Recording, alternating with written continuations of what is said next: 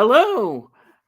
Well, we're here again. Well, hopefully we know what we like. We do tend to go on, but we're here. And welcome, Delboy. Thank you again for coming on and imparting your wisdom to everybody. And before My I go pleasure, on, but my I just pleasure, but I don't think I've got wisdom. I don't think I've got wisdom teeth even, let alone wisdom. before I So, go on, I just want to congratulate you. You've got over 200. We can talk oh, about it now without getting you going back down below 200. We're what all what right. We're what all a right. what a screwball couple of weeks, but it's been fun really because Yeah. even though you get a bit despondent, you go, what bloody hell? Why does it go down? And then you have to wait a Yeah. week or whatever it But is.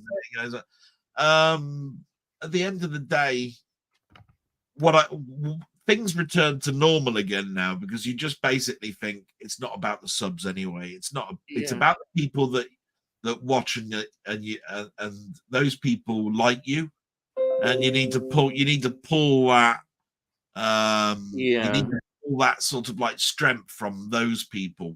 It's good, isn't it? Yeah. So and if you remind yourself of that, then you'll focus and your product will be better, to people. Yeah. How I look at it now. There's no point looking at despondency. Why is this person not answered? That's a person that you thought was a friend and all of this sort of stuff. No point. No point. No. It's No. just I think now I think we should. as much as I want to bring the community together, if the community don't want that, Yeah. you're fighting a losing Just battle. enjoy. I always say just enjoy what you're doing. Yeah. I say it. I say that. I always say have a reet grand time, but there's wisdom behind that. Believe me. Anyhow, um, I'll do like everybody does on the chats, but I'll say, "What have you been watching?" Yeah, Right? you can. I had to. You scare me because it's like, oh God, yeah, I knew you're going to ask me that, and I'm not Yeah. prepared. I did watch one late night, between Wednesday and today, called Legend of the Witches, a 1970s X-rated film, sort of like a docudrama about how um, village people get together and white witches and so forth, and they do an initiation with you about the earth and flame and water and all of this sort of stuff. And apparently, you have to walk naked with blindfolded, and there's somebody calling your name, and and it shows this whole dramatization thing. I thought this is a weird film, but I tell you what, 10 minutes in, I'm going, do you know what? I want to watch the rest. Wow. And Wow. it's not because, nudity and all of that. It's because it's a black and white 1970s film. If I want to watch nudity, there's far better ways in the Yeah. 21st century. So I was actually intrigued by it. So I watched that. And then anybody who watches my blog sort of knows what I watch. So I watched Mary Shelley's Frankenstein, which intrigued me because it's a Kenneth Branagh film with Mhm. Robert De Niro in, and you Yeah. wouldn't think Robert De Niro would make a very good monster, but actually that was an all right film. Gemini Mm. Man is sort of like popcorn science fiction, really. It's like a duplicate of you is sent to kill yourself. I mean that's Mm. probably been done a million times. Wasn't there some controversy over that film about the speed of the filming or Yeah, because it something? was done at Yeah, a double lot of time. people complaining about it. Yeah, But it all depends because when you watch it on physical media, it can't do that.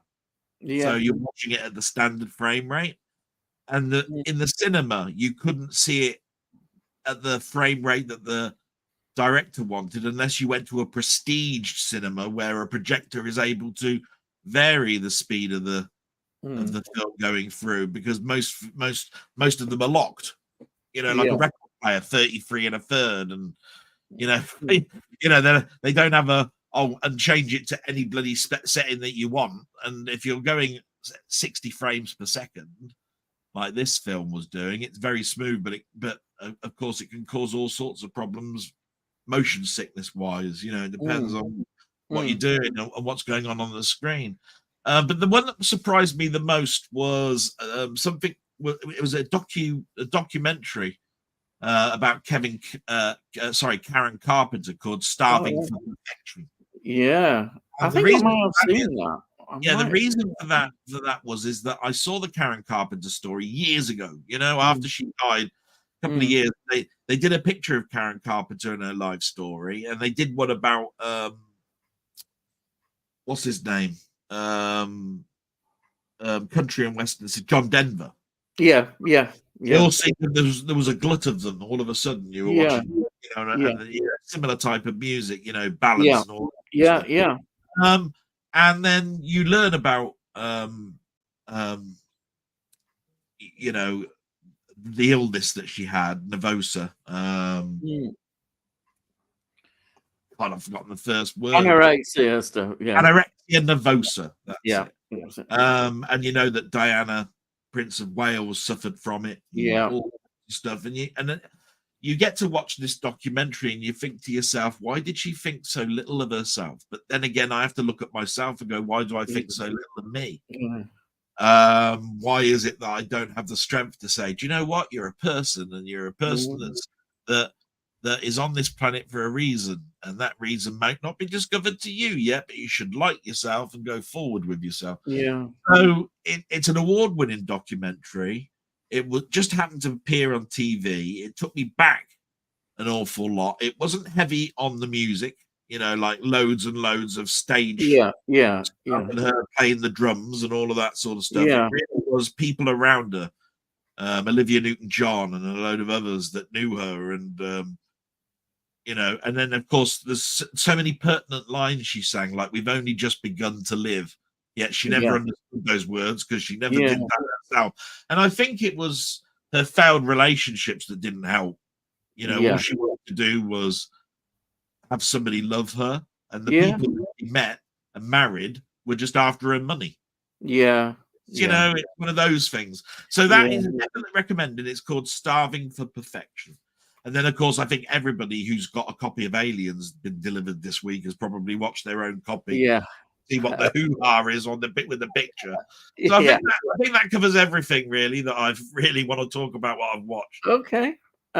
So what have I watched? Let me think. Yeah. Now I just last night I watched I downloaded this film because everybody had been going on about it, and some people have been emailing me saying, "Oh, you should watch this film." It's called Late Night with the Devil. It was on Shudder, I think. Anyhow, I've seen it, I've downloaded it, and everybody was I was looking, everybody's going, "Oh, it's fantastic, brilliant," you know, and how good it, and saying it reminds them of Ghost Watch from 2012, I think it was, with Michael Parkinson and all that. I remember Yeah, watching yeah. stuff, and it's not like that. Nah, Yeah. it's not scary. I'm going into my rant now. It's not scary. It's one of these um, films. Well, it's trying to be basically it's impersonating a talk show in sort of 70s, and it's on Halloween, and it gets taken over. These people come on, these psychics and all this, and you know, all possession stuff. It's done far better with loads of films, you know, like Conjuring series. We're thinking, where's Patrick Wilson and all that? Yeah, No, yeah, they're yeah. not there. And it's one of those. Do you know you get these films nowadays? Some of them, and they're smug, aren't they? They're saying, "Look how clever we are." Well, you're not Yeah, that clever. yeah. I'm not ranting away, but they're not as clever as they think. And it didn't, you know, I kept saying, yeah, I can see why. I'm glad I watched it. I suppose it was enjoyable, you know, a one-time watch. But it wasn't this that some YouTubers have been going. I was just, oh, blimey, going over the top about it, as they do, because they see it as a new, kind of a new, refreshing thing, but it's not. And in a way, it's just same sort of thing that they produce nowadays. It didn't. It to me, it didn't have any heart. It didn't have any soul. It was just put in there as it was. you know, even the special effects that they may have been sort of um, ones that weren't CGI makeup and all that. But even they looked. It was all half. It was all just put together, and I don't know why people have gone mad about it.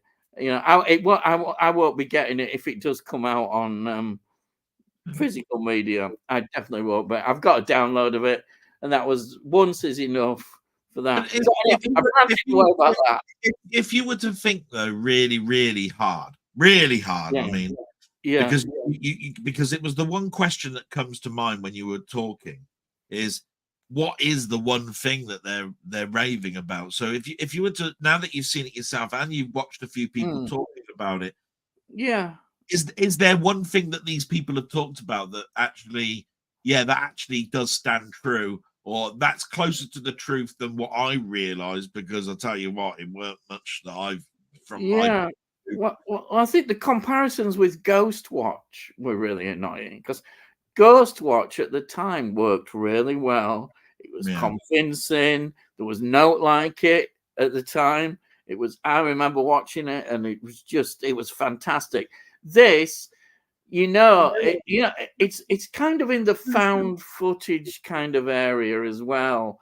They kind of putting it in that, and it just didn't seem convincing. It just seemed, dare I say this, staged. It did Staged, seem so staged. set up. Yeah, and I think that's sad because a film should never feel like that.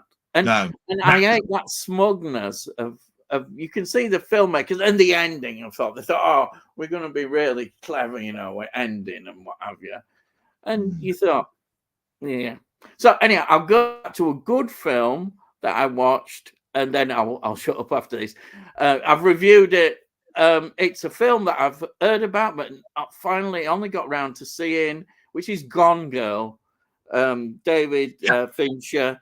It's a superb film. Ben Affleck is just so good in it, and he recognised very much, as he said about with the media and the way the media is. It's a lot about the media, but it's so good, and the way the script and the acting are, you can't really complain. And the direction, he's got a story and he's able to do it. It's quite a as you build on, at first you're wondering what is going on here and what is really going on, and he keeps giving you clues, and he builds it up, and it's a fantastic story. And you felt, oh, well, once you'd seen it, and the ending, and the ending is interesting as well. I liked it. A lot of people, I think, quite rightly recognize what a great piece of filmmaking that is. And I've only just got round to watching it, but I'm really glad I've watched it. That just shows you, we sometimes miss films, and it's good to try and get these films that are good. Remind all of us again who's the director of that. David Fincher. Yeah. So you got that correct. Who did, of course, Seven. Seven's perhaps one of his well-known. I mean, the first film he did was Alien 3, and that was after doing a load of that was after doing a load of Madonna videos. Alien 3 I can defend, which a lot of people can't. A lot of people really don't like it, and I understand the reasons why. But I don't mind Alien 3. As far as I'm concerned, yeah. If you're looking at the Alien films, other than Prometheus, where they've gone back to the beginning. Yeah. As far as I'm concerned, Alien ended with Alien 3 because Alien Resurrection, the fourth film, and so forth, is absolutely atrocious. Yeah. Alien 3 at least tried to go back to basics.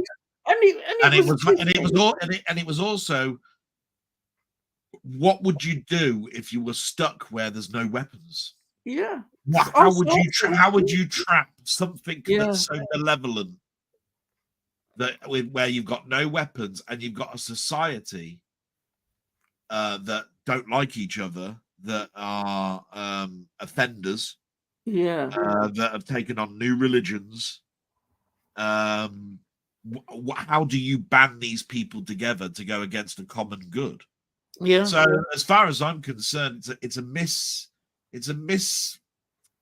What's the word? It's a misrepresented film in a lot of ways. Yeah. It really is a stark difference to the other two, and that's why I like it, probably. Yeah. That's why I do. Yeah. It's not trying to mimic anything. Yeah. Yeah. It's a Um, great film, and it's his first film. It's his first film as well, and I think that's really, it's a good. I don't know whether he's quite sees it as pleased about it. I think there was quite a lot of interference as well, and I don't think he was too keen on that. But it was starting out, so I suppose, in terms of getting your own feature film, who could not refuse that, yeah. So I think it's but he has proved himself as a director. But you have watched another film, and I'm so glad that you came onto my channel on Monday to discuss it. So thanks very much. But you did watch Soylent Green. So. Yeah, I have done. But I won't go into that because I've already. You got your own review to do. But I did a review. Yeah. There's a review coming up next week on my channel. So I've got reviewed Soylent Green and Gone Girl. There is another one that I may do in time, but it may go into the week after, which is Mary Queen of Scots, which I've got a newer version. I've got a lot of interesting thoughts about that. Mary Queen of Scots is an interesting film because I saw that with eyes wide open, really, because I'd seen Queen Elizabeth I, the Golden Year, the two films, which I thought were absolutely. If you watch those two films together, it's like 4 hours of your life. Wow, and it really is good because it takes you from the beginning to the end. Mary Queen of Scots is an interesting one because I still come away not knowing how close they were as sisters. Because at the moment, I mean, when you think about it, they're half sisters. Yeah. And anybody who was a close friend back then tended to stab you in the back and have your head chopped off. Actually, so I won't go into it this week, but there's quite a lot to discuss about that film. And so I won't go any further. I'm just Mary Queen of Scots intrigued me. It's a fascinating film. It's not as good as Queen Elizabeth. All I would say is that what elevates. Oh, I'm using that term now here. By elevates. What elevates the film is the acting. The two leads in it. Yeah, the two leads. Absolutely wonderful performances. Anyhow, I'll tell you what I'll do. I better get on with the comments because they're building up. Yeah, I'll have to talk about Gone Girl another time. So carry on. Yeah. You can. We talk about Gone Girl again. We can do. It's an interesting film. It really is. It brings a lot of issues up. We might go into them later. We'll see. Yeah, who knows? Yeah. Hello, Dan. Hope you're all good. I am great. Well, thank you. Thank you for joining us. And we've got Physical Media Live. Hey, bye, Eck. Hey, he's getting into it now. Bye, Eck. Tammy. Nice to see the twins on. Hello, guys. Nice to see the twins on. The twins? Hey, Tammy. Which one are you? Danny DeVito or what? Which one are you? Oh, dear. Yes. Thank you, anyhow. Thank you for joining us. Evening, Ian and Del. Hope you are okay. I'm on time for once. I know we were a bit late, weren't we? But thank you. What, 2 minutes? I can't call that late. Yeah, bye. I know. You're a bit late. 2 minutes late. What's going on? Anyhow, Physical Media. Fancy seeing you again, Tony York. Yeah, well, yep, Tony. And Tony York says, Tammy, are you following me around? Oh, crikey. Here we are. Tony Hawk, I'm your stalker. Well, yeah, well, yeah. And Tony Hawk, Tommy, are you for that's again. Sorry, that came out twice. Yeah, no, my typing skills. Don't worry. You're talking to a world expert in that. No, it happens, Tony York. Yeah, especially around. And hello, Charles Duncan. Ian, I've been watching Planet of the Apes TV series from 1974. Wow, I've not seen that for ages. I have got it on physical DVD. media. I picked it up at Woolworths before they closed for a fiver, and it's it's good, isn't it? But it's a long time. Yeah. Um, I must look forward to seeing that sometime again. Nice presentation case.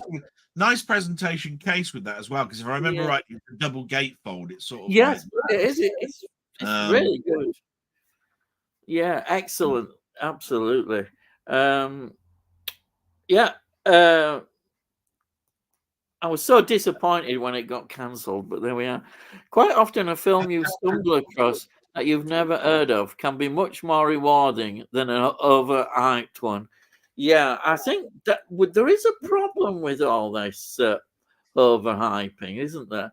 That people really build up films for various reasons. It's happens, media, even YouTubers, they're saying, "Oh, I'm super excited. I'm getting all this." And then when you do see them, you think, oh, it's not quite lived up to what they expect. It's like I'm thinking the film that is getting a lot of hype and for good reason. I can understand why is Maxine, and I'm really keep hoping that Maxine will live up to what is expected of it. The trailer has been good. I have seen the trailer, but there are films like that that do get a lot of hype, and we just hope that they do live up to that. And I think the Ghostbusters one has disappointed a lot of people. The Ghostbusters one, that I think people you kind of get now that people are half expecting that it's not going to live up to that. There's already, I think, before people go and see it at the cinema, say, or whatever, that they kind of now, because the way things are kind of expecting that it's not going to be a good. I think because the Afterlife one was quite well received, so I think there were more expectations on this one than perhaps would have been, and of course, it's from what I've heard, people are not very happy with it. But I don't know. I always, as you say as well, you got to make up your own mind. Yeah, we might think it's great, but there seems to be that opinion at the moment. every film that you might consider terrible, somebody else might consider exactly great. But the thing that I do when it comes to a terrible film, to me, is I think to myself, before I up my gob, was the film aimed at me? Yes, that film's not aimed at me. Yeah. Well, I think they made that film with merchandise in mind, and it didn't matter what story was in it. Yeah. As long as you threw everything in it, ghosts, little marshmallow men, all of this sort of stuff, right? Yeah. Then they've got a franchise for, and I use that word correctly, because you've got a franchise for a toy line, a game library, comic books, and everything else. You've got a jumping on point. And from that point of view, I'm not at the beginning of the Ghostbusters life. My beginners of the Ghostbusters life was the other era, the 1984 era. Yeah.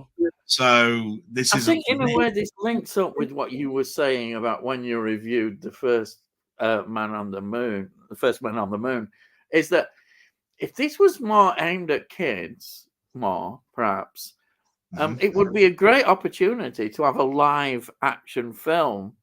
Okay, it has special effects in it, but wouldn't that be a great thing to, for kids to enjoy? But when this is now put out, it's not, isn't it? It's a disappointment. Yeah. They need to sort of, because I'm sure kids are not that enthralled with it.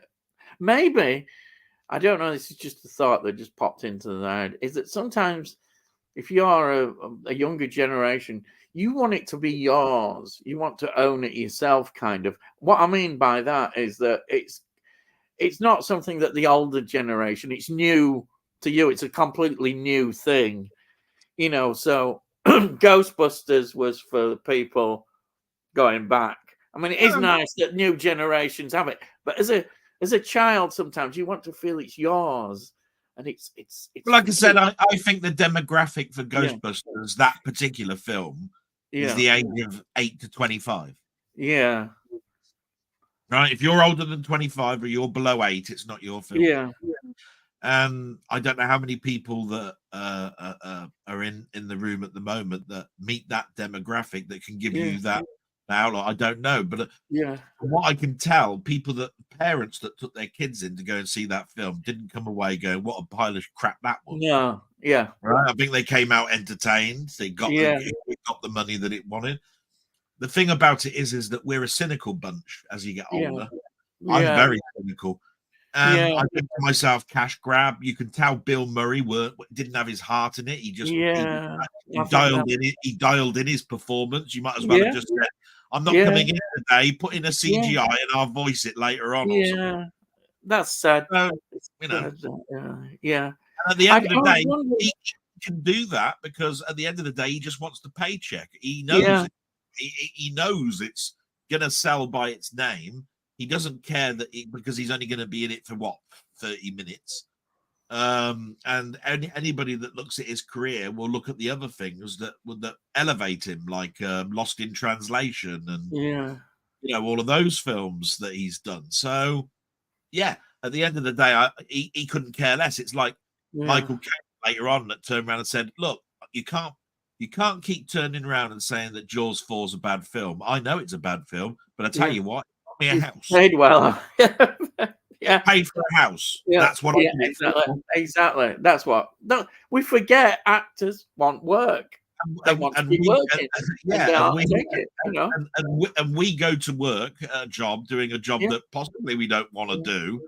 And we probably, if you look at our work and the quality of our work, there are days where we turn around and say, "What a piece of shit that was." But I tell you what, I got paid that month. Doesn't matter. And you didn't turn around and go, "Oh dear, I did a bad job. I better give this money back because I think I did a bad job." It's that their industry. It seems to be that you have to be top notch in everything that you do, and you can't expect that. The expectations of that is just too high. Yeah, I think that's true, definitely.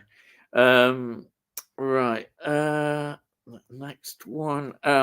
Physical Media Life. Tony Hawk, just looking at the John Wayne collection, CEX, but it's 50 quid. Is that Is that DVD? I would have thought it should be Blu-ray. No, I mean, at the end of the day, the question that comes to me when I read something like that is, how many films were in it? Yeah, that's true. If there's think it's on Blu-ray, I don't think if it's on DVD. If somebody turned around to me and said it's 50 quid, then I said, "Well, how many discs were in there?" They said, "Oh, there was about 75." I'd go, "That's a bloody bargain then." It is. That's true. That is true. 5 films in there, bloody get it. Yeah. If somebody said then, "Oh, it's got 20," I'd go, "Oh, well, yeah." I mean, if you do that 20 into 50, that means it wasn't not exactly that cheap, is it? No.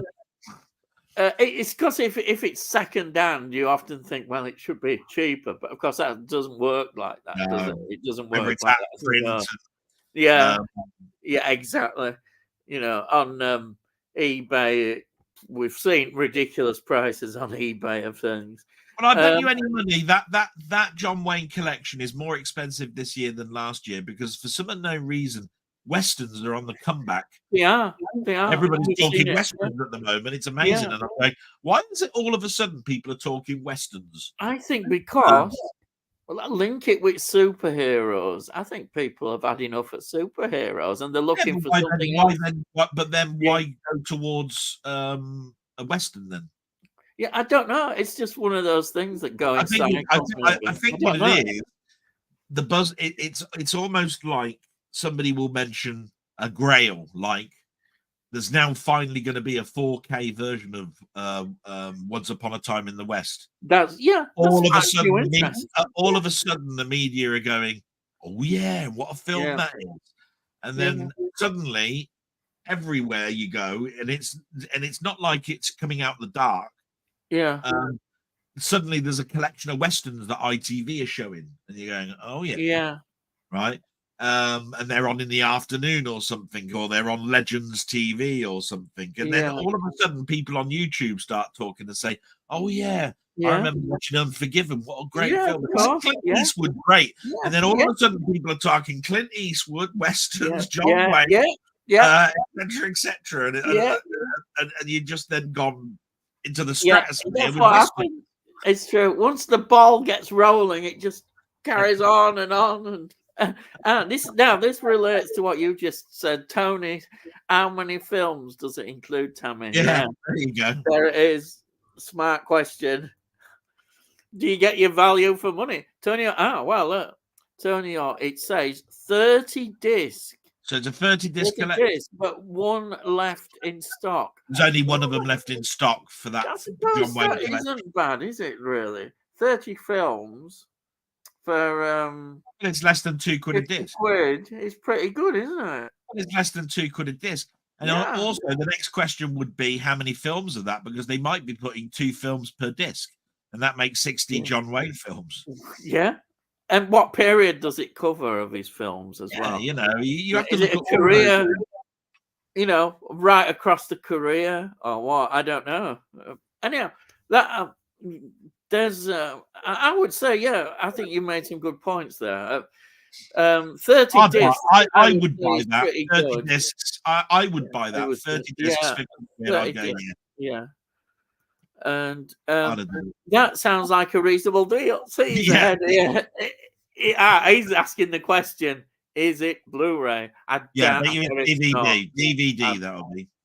But it is, because could you imagine them doing all those films in Blu-ray? I don't think they would they? No. Tony Hawk, no, it's DVD. Yeah, that's what we thought. I just looked on eBay. Is it a big square brown box? They're cheaper. Oh, let's see what he says about that. That's the one, Tony Hawk. I'm not sure what the best edition to buy is. Well, I'm sure Tony might see. Oh, look at this. 35 quid on eBay. Can't go wrong. Says buying individual copies. Right, I think I know what they're talking about. If you've ever bought back in the day a day one copy of the Laurel and Hardy collection, it came in deluxe packaging like a suitcase, right? Yeah, and it was bloody expensive. Yeah. And later on, you can go to Amazon and you can buy the cheap economy box version of it, which is just a great big massive plastic box with a load of spindles. Yeah. And you can buy it for nearly like 20 quid. And you're going, bloody hell, you've got all the films, all the discs and all the films are exactly the same as what was in the other deluxe and it's box. Brand new. And it's brand new. Yeah. But it's 20 or 30 quid, not 120 quid, which is what the other guys for. Exactly. And at the end of the day, you have to ask yourself, do you really care about the box? No, exactly. So I'd be going, I totally agree with you. Eco box, don't give a shit. Yeah. I don't. I may not like them as much, but it doesn't matter. It's the film. It's like, I'm going to do my preaching now. It's all about the music as well with records. Yeah. Records. Notice I said records. Yeah, not vinyl. Records. Yes. Yeah. Ian is the younger twin. Oh, right. Oh, well, thank you. That's what I say to that. Even though I'm the old fart, but I'm a. You know what my mum said today? Because I said I was going on your channel, Ian. Yeah. She listened to what your voice was like, and she said, "Can you ask him to say, bye, Eck, it's Amos Brayy?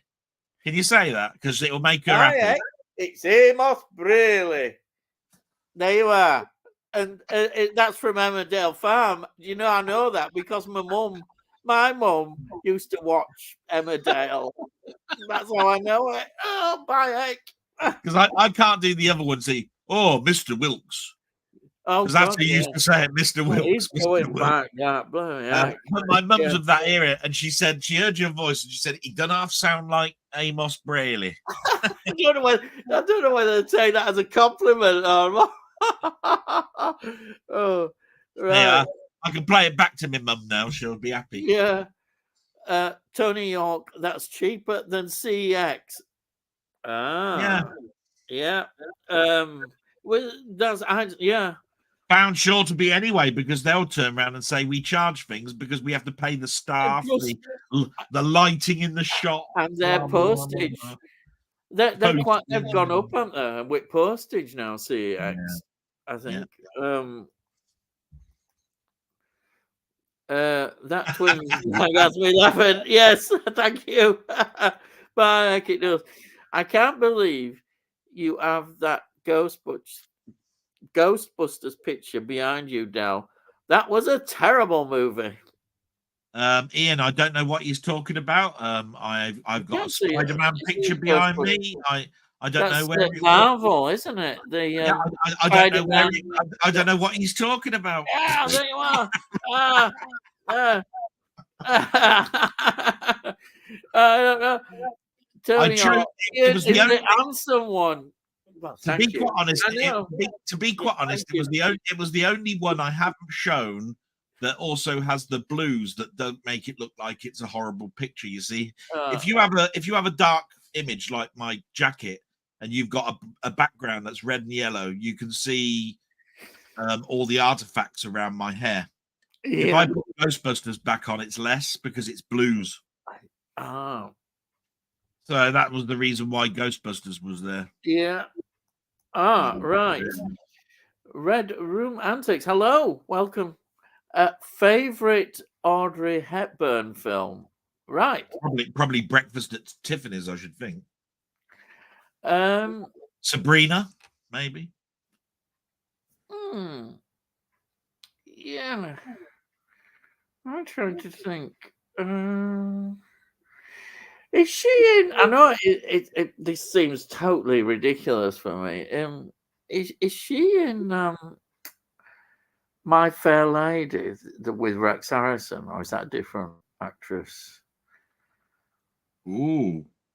You see, I'm not a big Audrey Hepburn fan, but I know that I'm not really.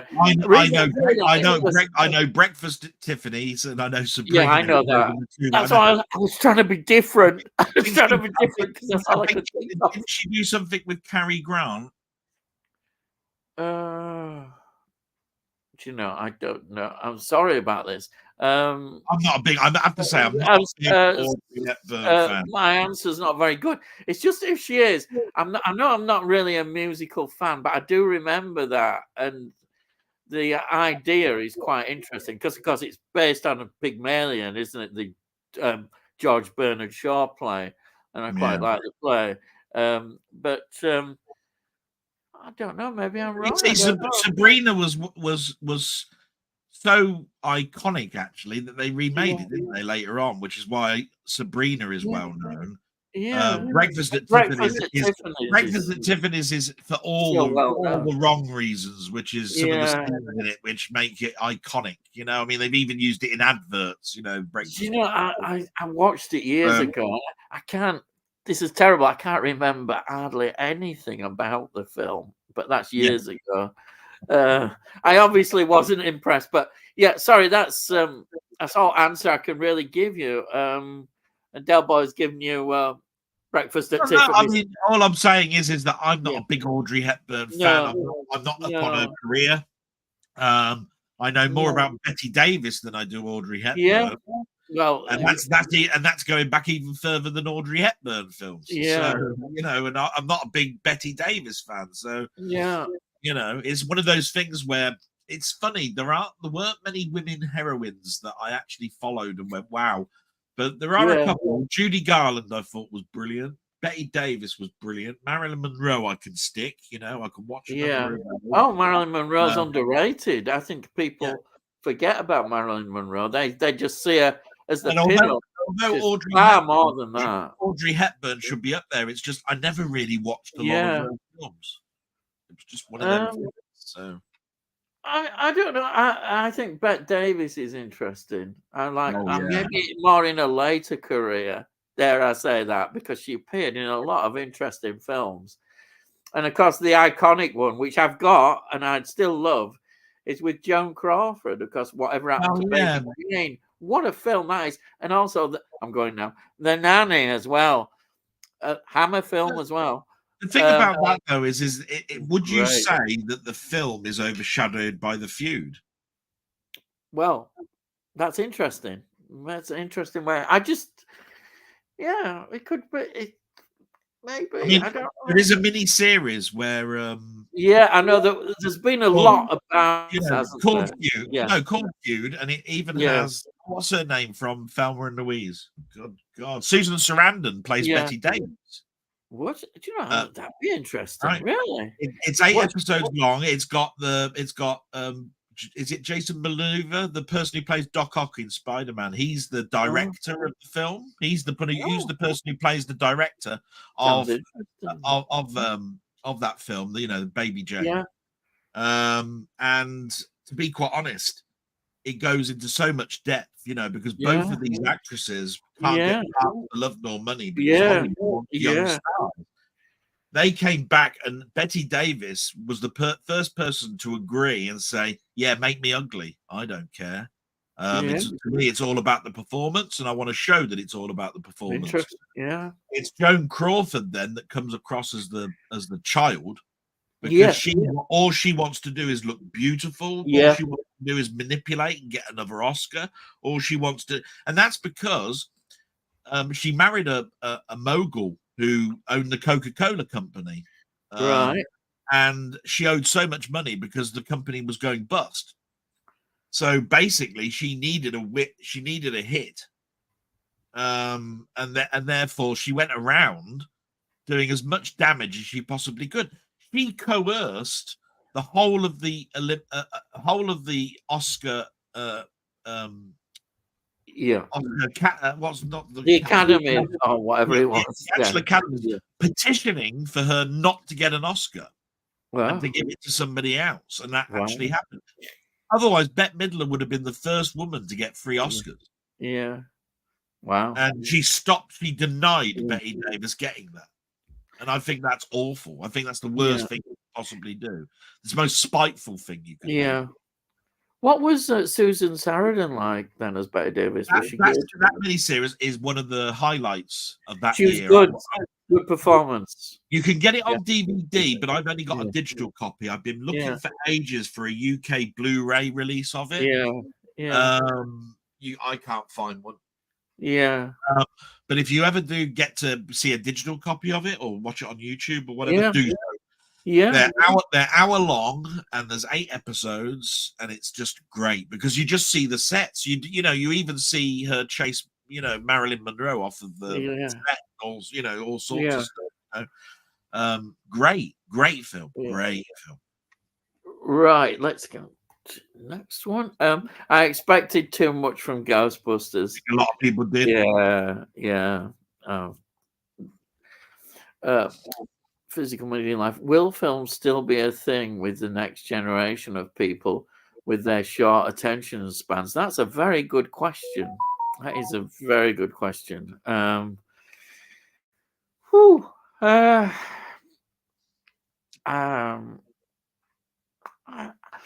don't know. I'd love to know what the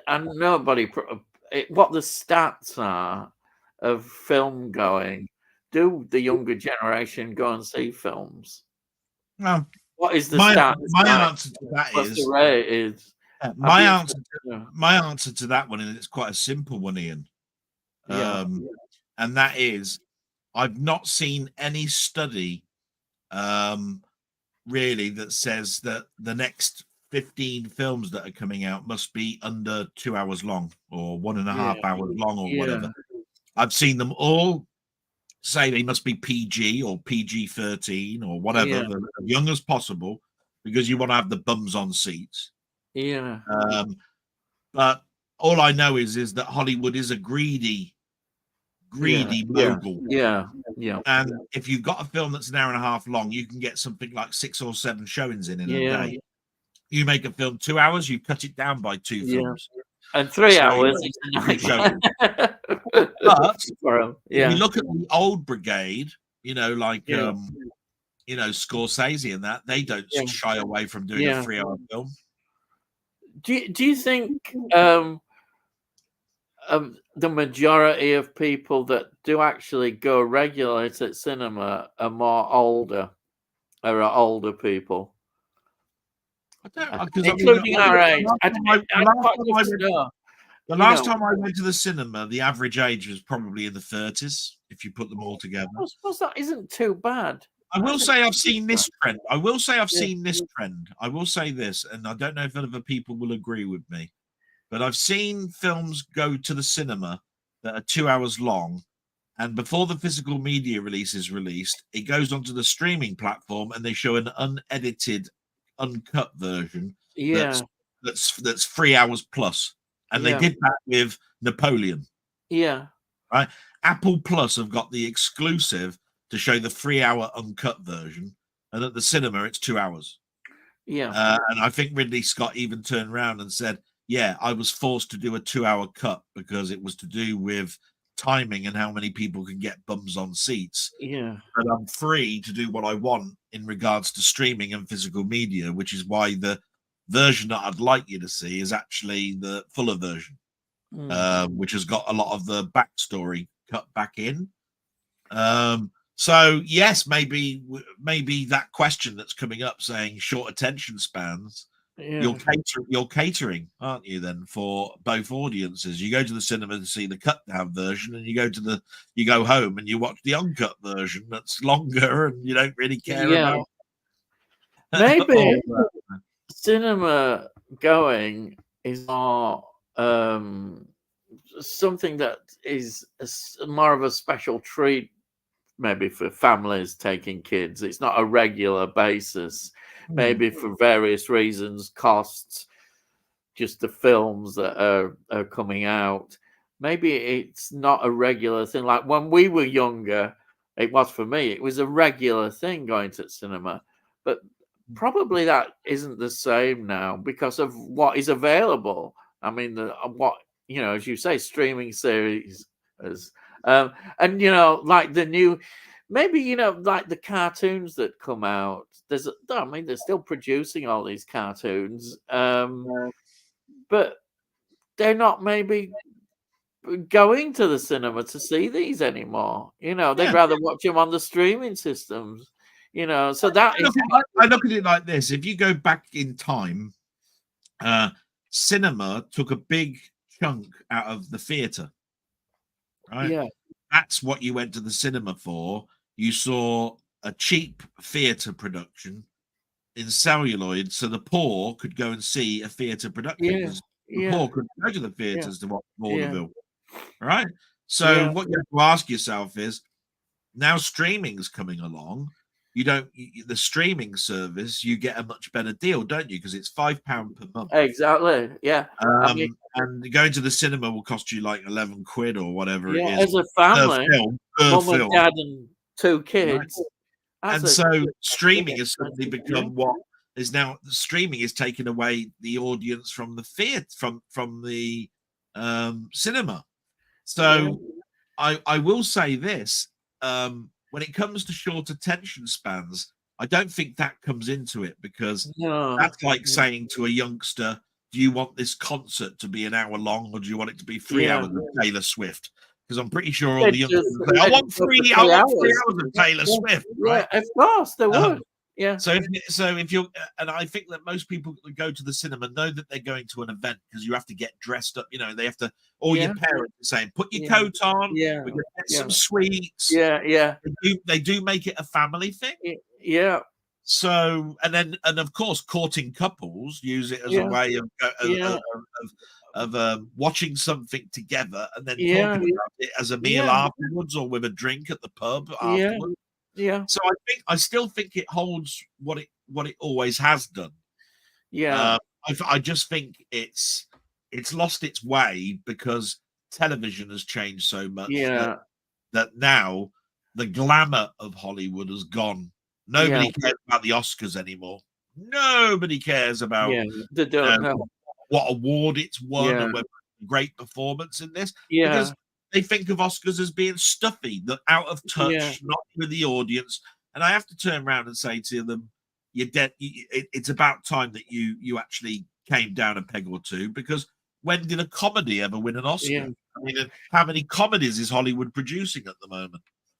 There's I next to think nothing." when you look at it, is that the only as has been shown recently with that Barbie and Oppenheimer thing, that if you get enough publicity, get it going in the media, young people might actually latch onto it, and they did, because look at the box office. Suddenly, the box office returns were quite high on that. So, but it's not a regular thing. It's more Mm. an event.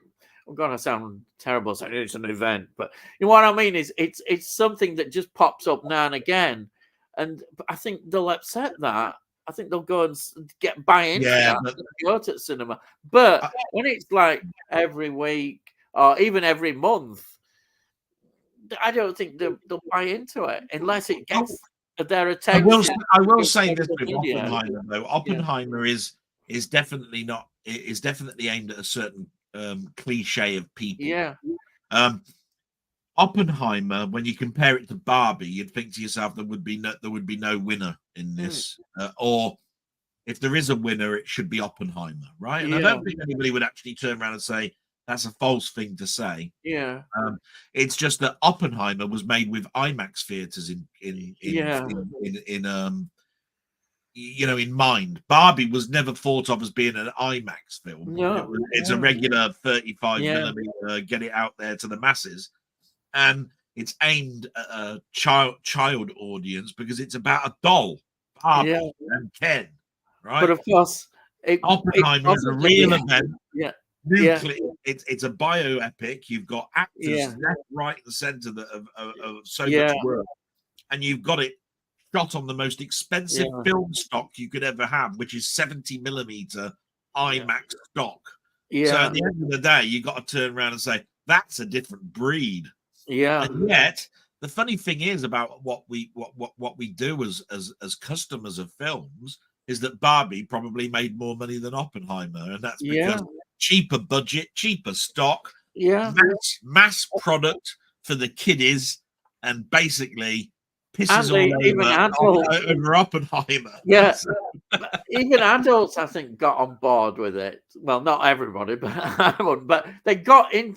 I think they kind of got involved in it for some reason. This Yeah, sort of hype thing, and that's why it happened. You know, that's why it happened, really. But it's something. I'll tell you this one last thing though, Ian, before you Yeah, just go on. yeah, I because I think it's quite important. the the worst thing about Barbie, and this is what I feel is bad, yeah, is um it does that thing that record labels did for us in the 70s, which is it stops you from buying it because of the product name that it is, right? If you were to go to yeah, a film collector and you looked along his shelves and you saw Barbie on his shelf, yeah, you'd think, what are you? yeah, yeah. What Exactly. made you buy that pile of Yeah, shit? yeah, Right? What, because it's almost like having an ABBA album in your Iron yeah. Maiden collection, right? Very It's like, good. what's Yeah, this, and yeah, right? a And kind of it snobbery. A and snob. therefore Yeah, you feel like you can't mention that you've got it in your yeah, collection. Now yeah, nobody's asked me whether I've got it in yeah, my collection, and yeah, I can put my hand on my heart and I can turn around and say, yes, I do have it yeah, because it came out on Steelbook, yeah, and that's the reason why I got it, because it was a Steelbook yeah, release.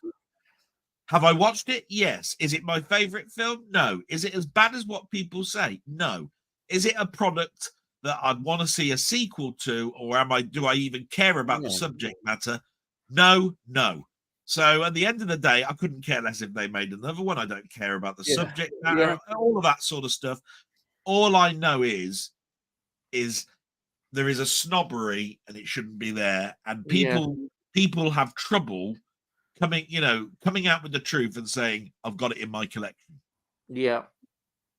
right? Now, Because I tell you now, I bet you there's people that have gone online with their own YouTube channel and have said, Hell no, have I not bought that Barbie? When actually, secretly, if you went through their box, they've got it there. Oh, I'm sure they have. Well, Right? I'll own up. I'm going to They're own just up. going, But you no, might what a get this. bullshit. I haven't got the film, but I have got a Barbie doll in my collection. But guess what? You might guess the catch in this. It is, of course, of Lieutenant Uhura. Oh, It's right, okay. beautiful. Yeah, It's absolutely beautiful. I couldn't And resist. Barbie was fitted up in all sorts of costumes, and you could buy them where she's almost like a cosplayer. Yeah, but it is actually, this is a likeness of Nichelle Nicole. Nicole. It's a beautiful doll, but it isn't a Barbie, if you see what I mean. But it's made by them and under the thing. So there you are. I'm a secret Barbie doll. Yeah, it's just amazing to me that people were more likely to turn around and agree. Should I say more open and turn around and say, I'm happy to report I've got Howard the Duck, the movie, on Blu-ray than they are to admitting that they've got the Steelbook of Barbie. Right? Why? So, I mean, what you're telling me there then is that you've got no problem with a film that's about a 4 foot and a 4 foot duck that talks, right? Well, at the end of the day, I really don't see the difference, to be quite honest. They are right.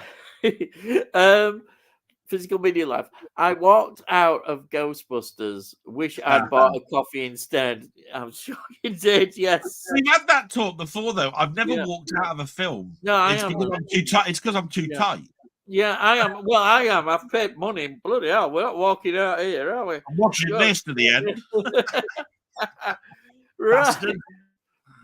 Tony Hawk, here you are now. Some watchers from last week. A French one directed by Claude Chambrol just before Nightfall from 1971. A guy accidentally kills his mistress, who happens to be his best friend's wife. Oh, now that's an interesting complication. That sounds good. Yeah, just before Nightfall. Make a note of that. I always say I should do. But, you know, I told you about this last week. I said, I bet you any money that you don't keep a pad and a piece of paper next to you. And I bet you don't write these things down. You see, I knew you was going to say that. So there you are. There we are. Right, guys, this is your opportunity now. This is your right opportunity, guys and gals, to actually give out as many bad films as you possibly can and say that they're good. And he'll be writing them down, and then he'll be going, why am I watching this crap? But don't forget, I'm a tight Yorkshireman. I'll be doing a bit of research as well. But to be fair, Tony is an excellent he knows his films. He's spot on. So I do trust Tony. Charles Duncan. Ian and Dell, how many Ray Harryhausen's movies do you have? Well, you've asked the right person here. I know he's probably got loads more than I have. A lot more than I have. I've only probably got... How many have I got? I don't think it's that many. They're on my list to get, but I mean, the problem that you've got with this is that there's been so many box sets where I've bought them on Laserdisc, like the Ray Harryhausen box set Laserdisc, right? And they have a mixture of ones that you'd never heard of and ones that you have, right? Yeah. And then you buy another box set, which would be volume 2. Yeah. And then later on in life, you really should look and go, oh, I didn't know he did that many. Yeah. But at the end of the day, on Blu-ray, I haven't got that many. I've got 10. You got the Sinbad ones, haven't you? I know you got those. Blu-ray. Gulliver's Travels. There's one that's called Beneath the Sea. Got that? That's a very early one. Yeah. But the trouble is, it's where Ray Harryhausen starts and where Harryhausen ends, and what classes it as a Ray Harryhausen film, because he sometimes has been in the background without really with only his name in the titles, because he was part of a team that did special effects, where he did matte photos, matte backgrounds, whatever. He then developed his own studio and did stop motion photography, and then he was hired for that one thing. That's what we want in our films. We want this type of look. And then what you're talking about then is a very certain set of films that you don't see an awful lot of, because they take so long to do the special effects. And he died, sadly. What year did he die? I think it was end of the 70s or beginning early 80s. Yeah. I mean, one of the last films I saw was Sinbad and the Eye of the Tiger. I can't remember one after that, and that's a 77 film. Yeah. It was, and that's towards the end of that type of science fiction, because then Star Wars is out and you've got Just Nothing from Ray Harryhausen. Yeah, of course. Right. So I would say that I've probably got around about 12 to 15 on Blu-ray. Yeah. But I've got more, but they wouldn't be recognized as even being Ray Harryhausen films. There'd be this type of director. It just happens to be that he was a technician on that film, and so it's classed also to be a Ray Harryhausen film. You know what I mean? And it's it's a bit of a difficult one for me on that one. What I do know is they treated him better on Laserdisc than they've ever done on any other media, because there should be now a 4K set of Ray Harryhausen stuff now, but there isn't. Right. And I think he started to become forgotten. Which is a shame. Yeah. Because you won't forget King Kong, but you will forget Ray Harryhausen, because they'll keep bringing out King Kong and regurgitating King Kong, and King Kong will keep getting shown. But when it comes to Ray Harryhausen, he never really named his creatures. Obviously we know he did the Medusa and all of this sort of stuff, from all of those films. Yeah. But there isn't a film of the Medusa. So you're never going to see that keep being brought up. You see what I mean? He did lots of Greek mythology monsters, the Cyclops and all of that sort of stuff. Yeah. Right? So in many ways, he can easily be forgotten, because unlike Kong, which will always just keep coming up every 20 years, there isn't one character that Ray Harryhausen did that makes you regurgitate that film. Yeah. He did a varied amount of creatures, So, the Skeleton Warriors in the. There's a lot of is that Jason and the Argonauts? Yeah, Skeleton Warriors. Yeah. Film that I remember so much. I always kept thinking, why isn't it not called The Golden Fleece? Because the one thing I remember about that film is that Jason is looking for a golden fleece that actually brings life back, right? Yeah. But it's not called that. It's called The Golden Voyage of Sinbad, right? Yeah. I always remember it about the golden fleece, So I keep thinking you should have that in the title, and it doesn't. So it's really weird, that one. And Tom Baker, of course, was in a. Yeah. I know there's a famous story that they went to see the film, didn't they? And that's when they got cast in. And where was Tom Baker? On a construction yard, being a labourer. So, just goes to show you. So, sorry, to answer your question, how many have I got? Was not many, really. My most famous one, I suppose, I've got, which is on Blu-ray, of course, is the Racco Welsh one, 1 million years BC. And I've got, I don't know, did he do any with Clash of the Titans? The first one, I've got that. He did a Clash of the Titans. I've got that on DVD. And Jason and the Argonauts, I thought I had, but I can't find it. It's disappeared. which is terrible for a librarian background to say. But yeah, and I haven't got the Sinbad one. Clash of the Titans has got Burgess Meredith in it. Oh right, I've got it. In fact, I can just see it over there. That's the penguin out of Batman. Burgess. Yeah, Meredith. I know it is. Yeah, it popped up in all sorts of films. Mickey from Rocky. Yeah, yeah. Right. Let's have a look next. Bayek. Yeah, that's it. Bayek. Tony Hawk. That was a superb Emmerdale double brought back memories of when it used to be worth watching. Wow, you watched it. Well, I do it as a kid. I'm just my mum. I just can picture my mum watching it, and that Amos Brayy character. And of course, we like our Doctor Who links, don't we? And of course, Fraser Hines was in. And I can remember him as one of the Sugden brothers. Yeah. Yeah. Oh yeah, one was a writer, wasn't He's still alive. He keeps saying he'll come back to it, but of course Emmerdale won't write a story around that. I think it's because they say now it's not Emmerdale Farm anymore, it's Emmerdale. So he changed his name, didn't it, to Emmerdale? Yeah.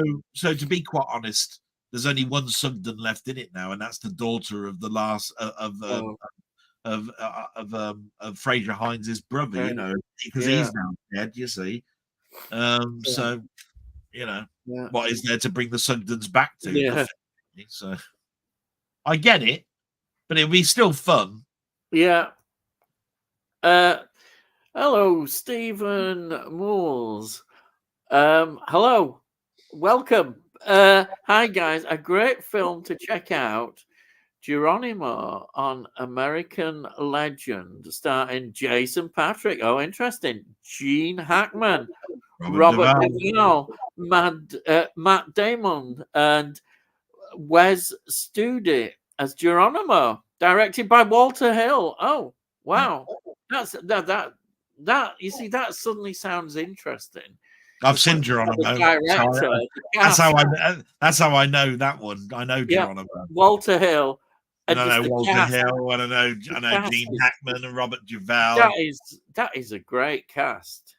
So that is it's been a while since I've seen it. Geronimo and that's what it's called. Geronimo, an American Legend. Yeah. Guess what? I'm going to write it down because I forget. Oh, come on! You should know Geronimo.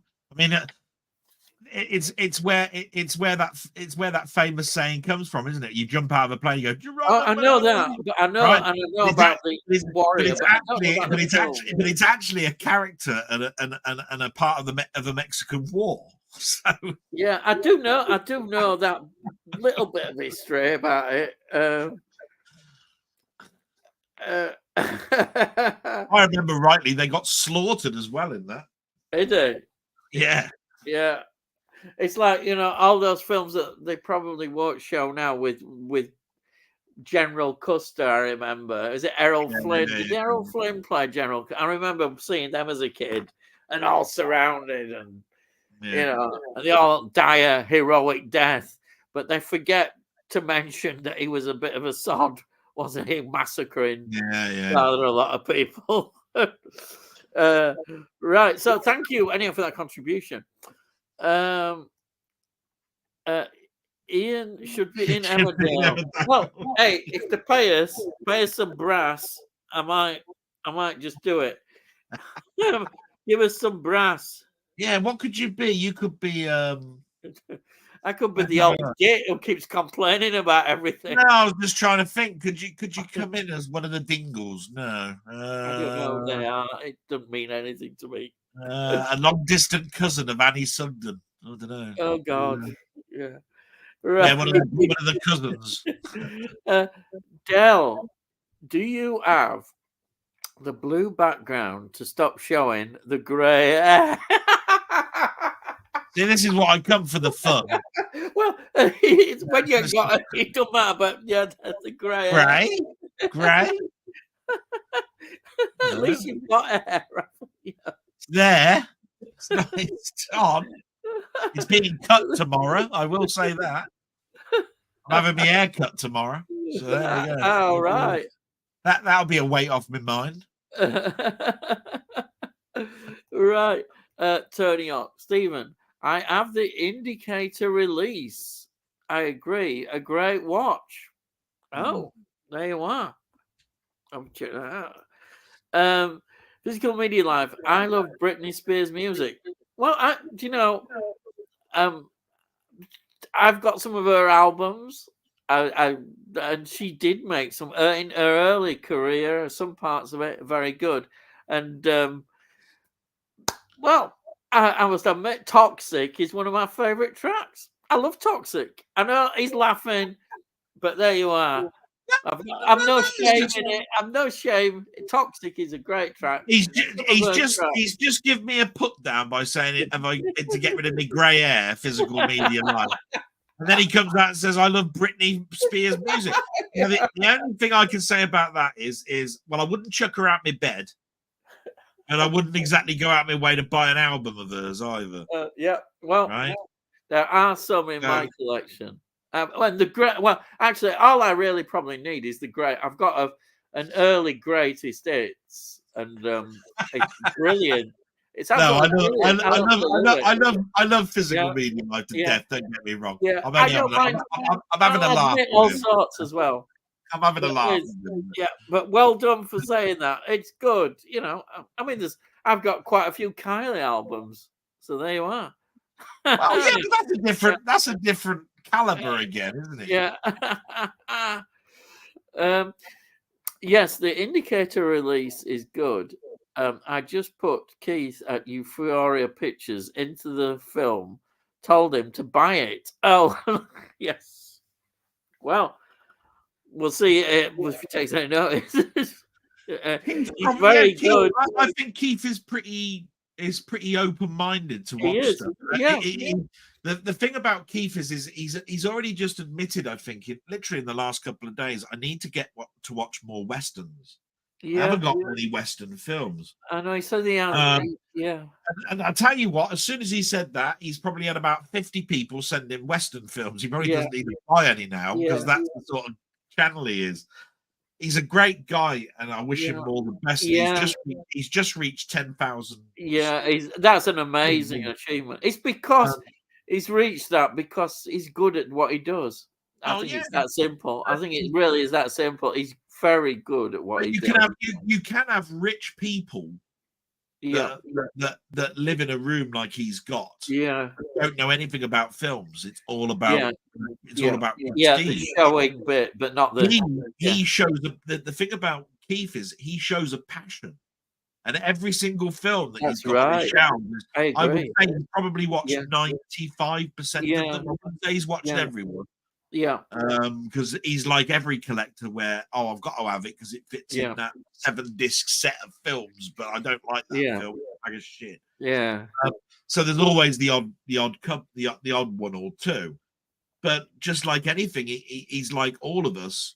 There are certain genres that pass us by. Westerns is his, and he's admitted out there. Look, I love science fiction. I love horror. I love comedy. I love drama. I love thrillers. I love.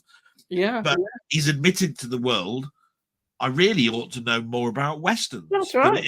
But beyond The Unforgiven, I don't really know that much. Yeah. I mean, I asked him the other day, but he never answered it. Yeah. Did you like The Quick and the Dead? Yeah. I think my comment might have been taken away before he saw it. The Quick and the Dead is one of those little gems that's done by Sam Raimi. Yeah.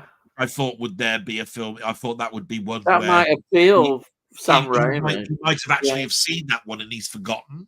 Yeah, but that's got a very early appearance by Russell Crowe. It's got Leonardo DiCaprio in it. Sharon Stone is in it. Well, there you are. Gene Hackman has got in one of his most standout performances that you'll ever see. Yeah.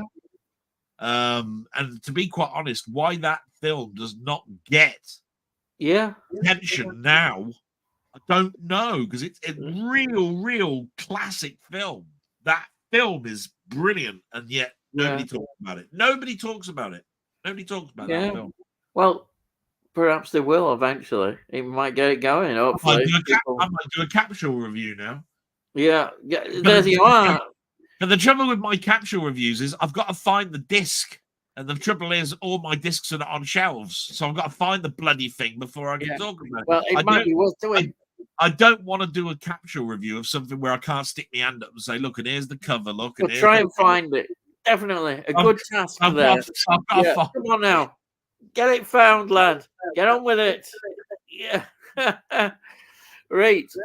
Another good film, which is only available on a German media book on Blu-ray and was released on DVD over here, The Horde, 2016.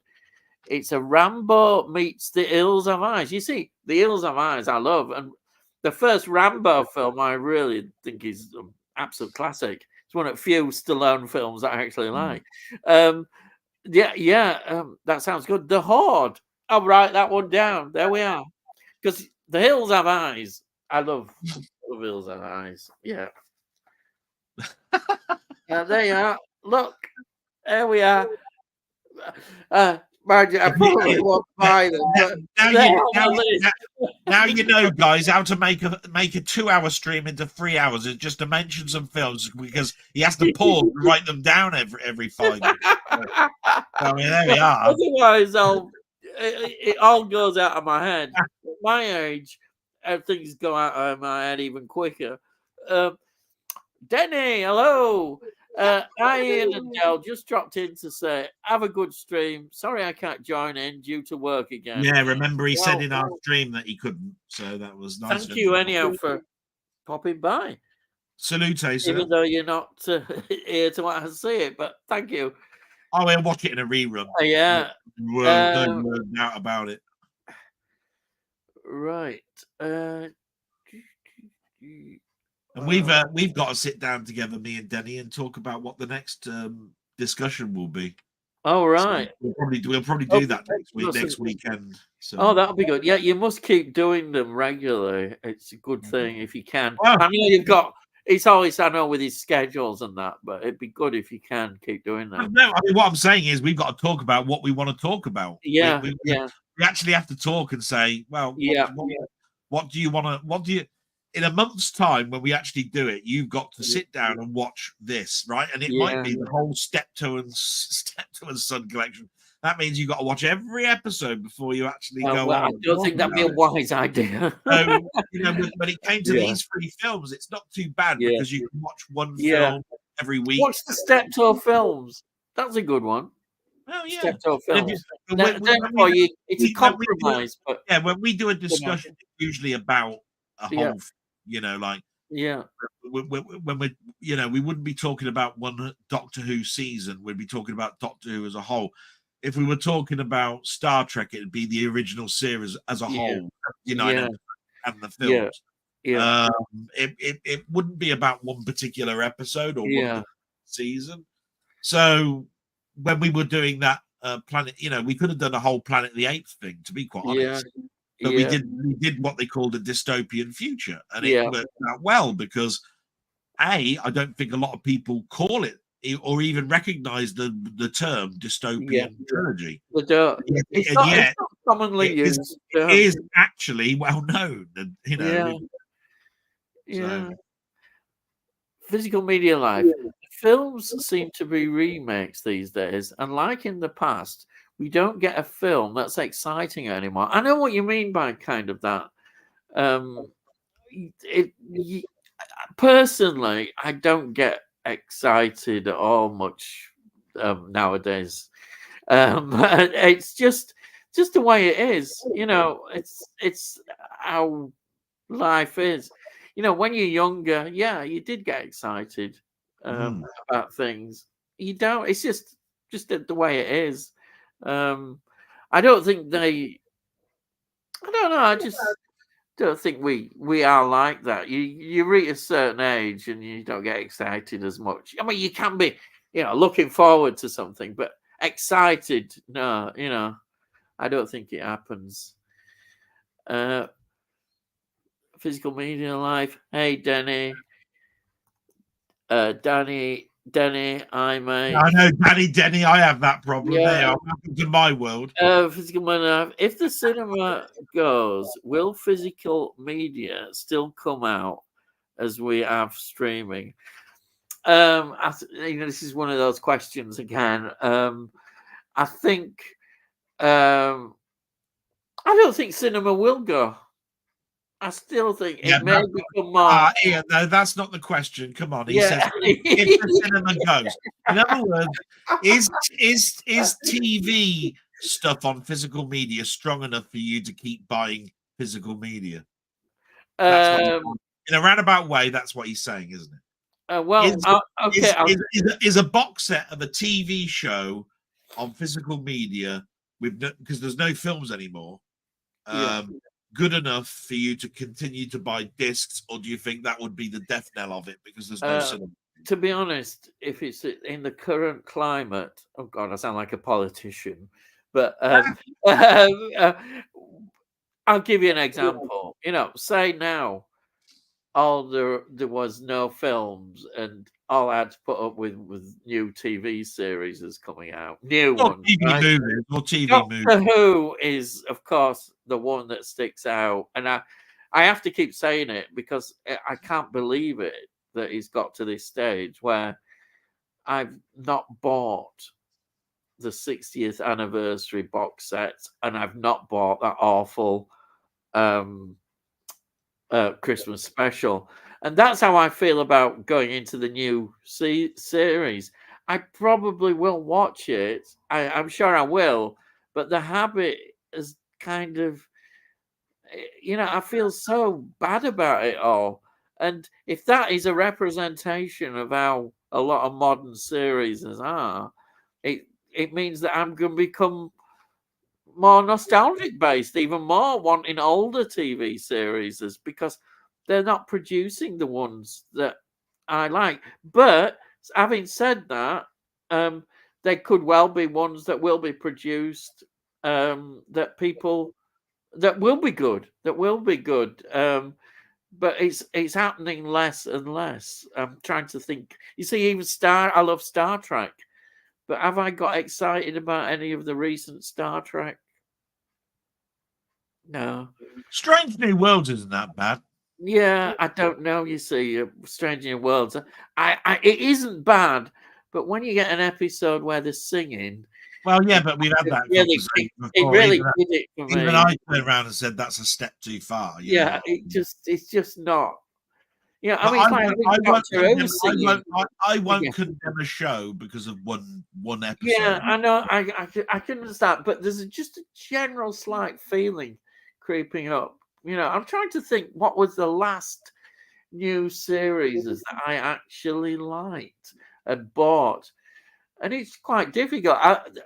And now Battlestar Galactica, the remake, which was brilliant, fantastic. It's quite a few years ago now. I don't know what year it is, but it's going back a bit now. That was a new series. There was a series that I really liked because it had a lot of originality.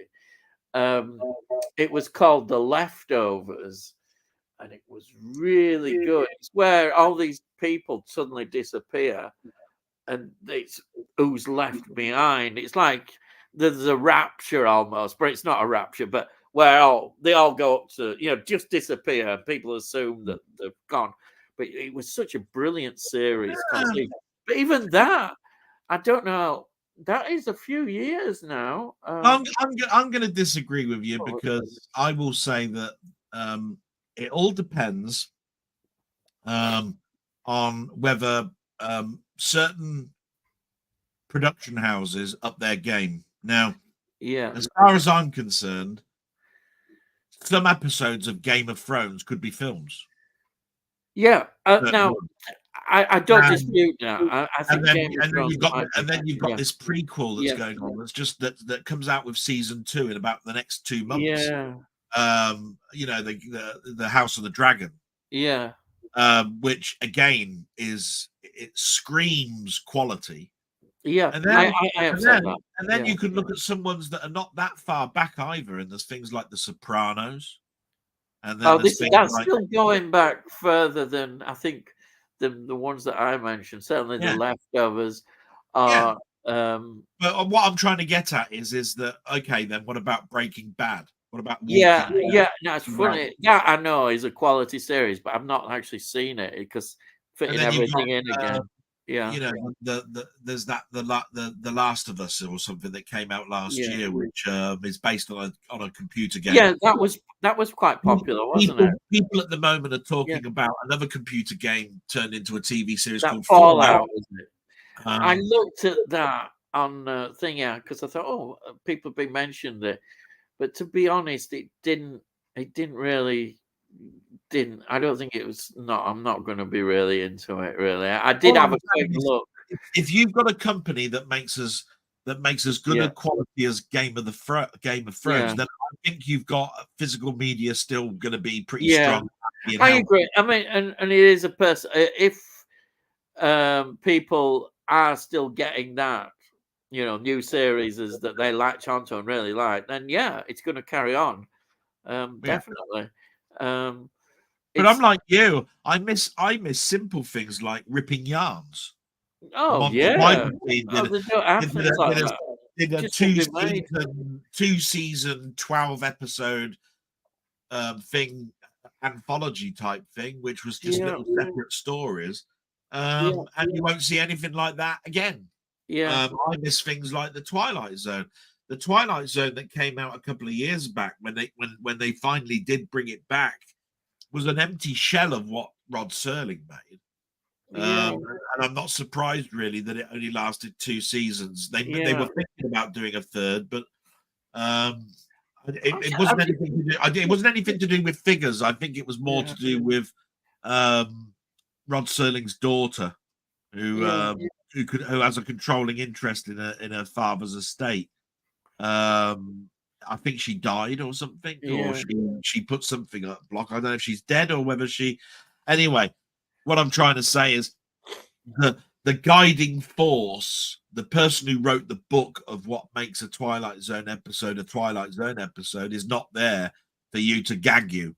And yeah, so you're writing a story that Tony, which to be quite honest, if Rod Serling had put down on a piece of paper, he'd have gone like this with it. yeah, yeah, yeah, They would think that as a good episode and bring it out as a broadcast, and it's not. yeah, That's the problem. You're missing intelligence in writing an awful lot of yeah. time. I think they think they're more intelligent than they actually are. they I certainly want to they reruns certainly of dumb down the audience. yeah. That's all. There has been a few revamps, haven't there, of the Twilight Zone Oh trying yeah, it. yeah. It's not just one. As I remember, the first one that was revived, the first revival, was not too bad. It was watchable. It had Bruce. I remember Bruce Willis being in an episode where he's ringing up. It was in the 80s and it was in color. It was about Yeah, 3 seasons.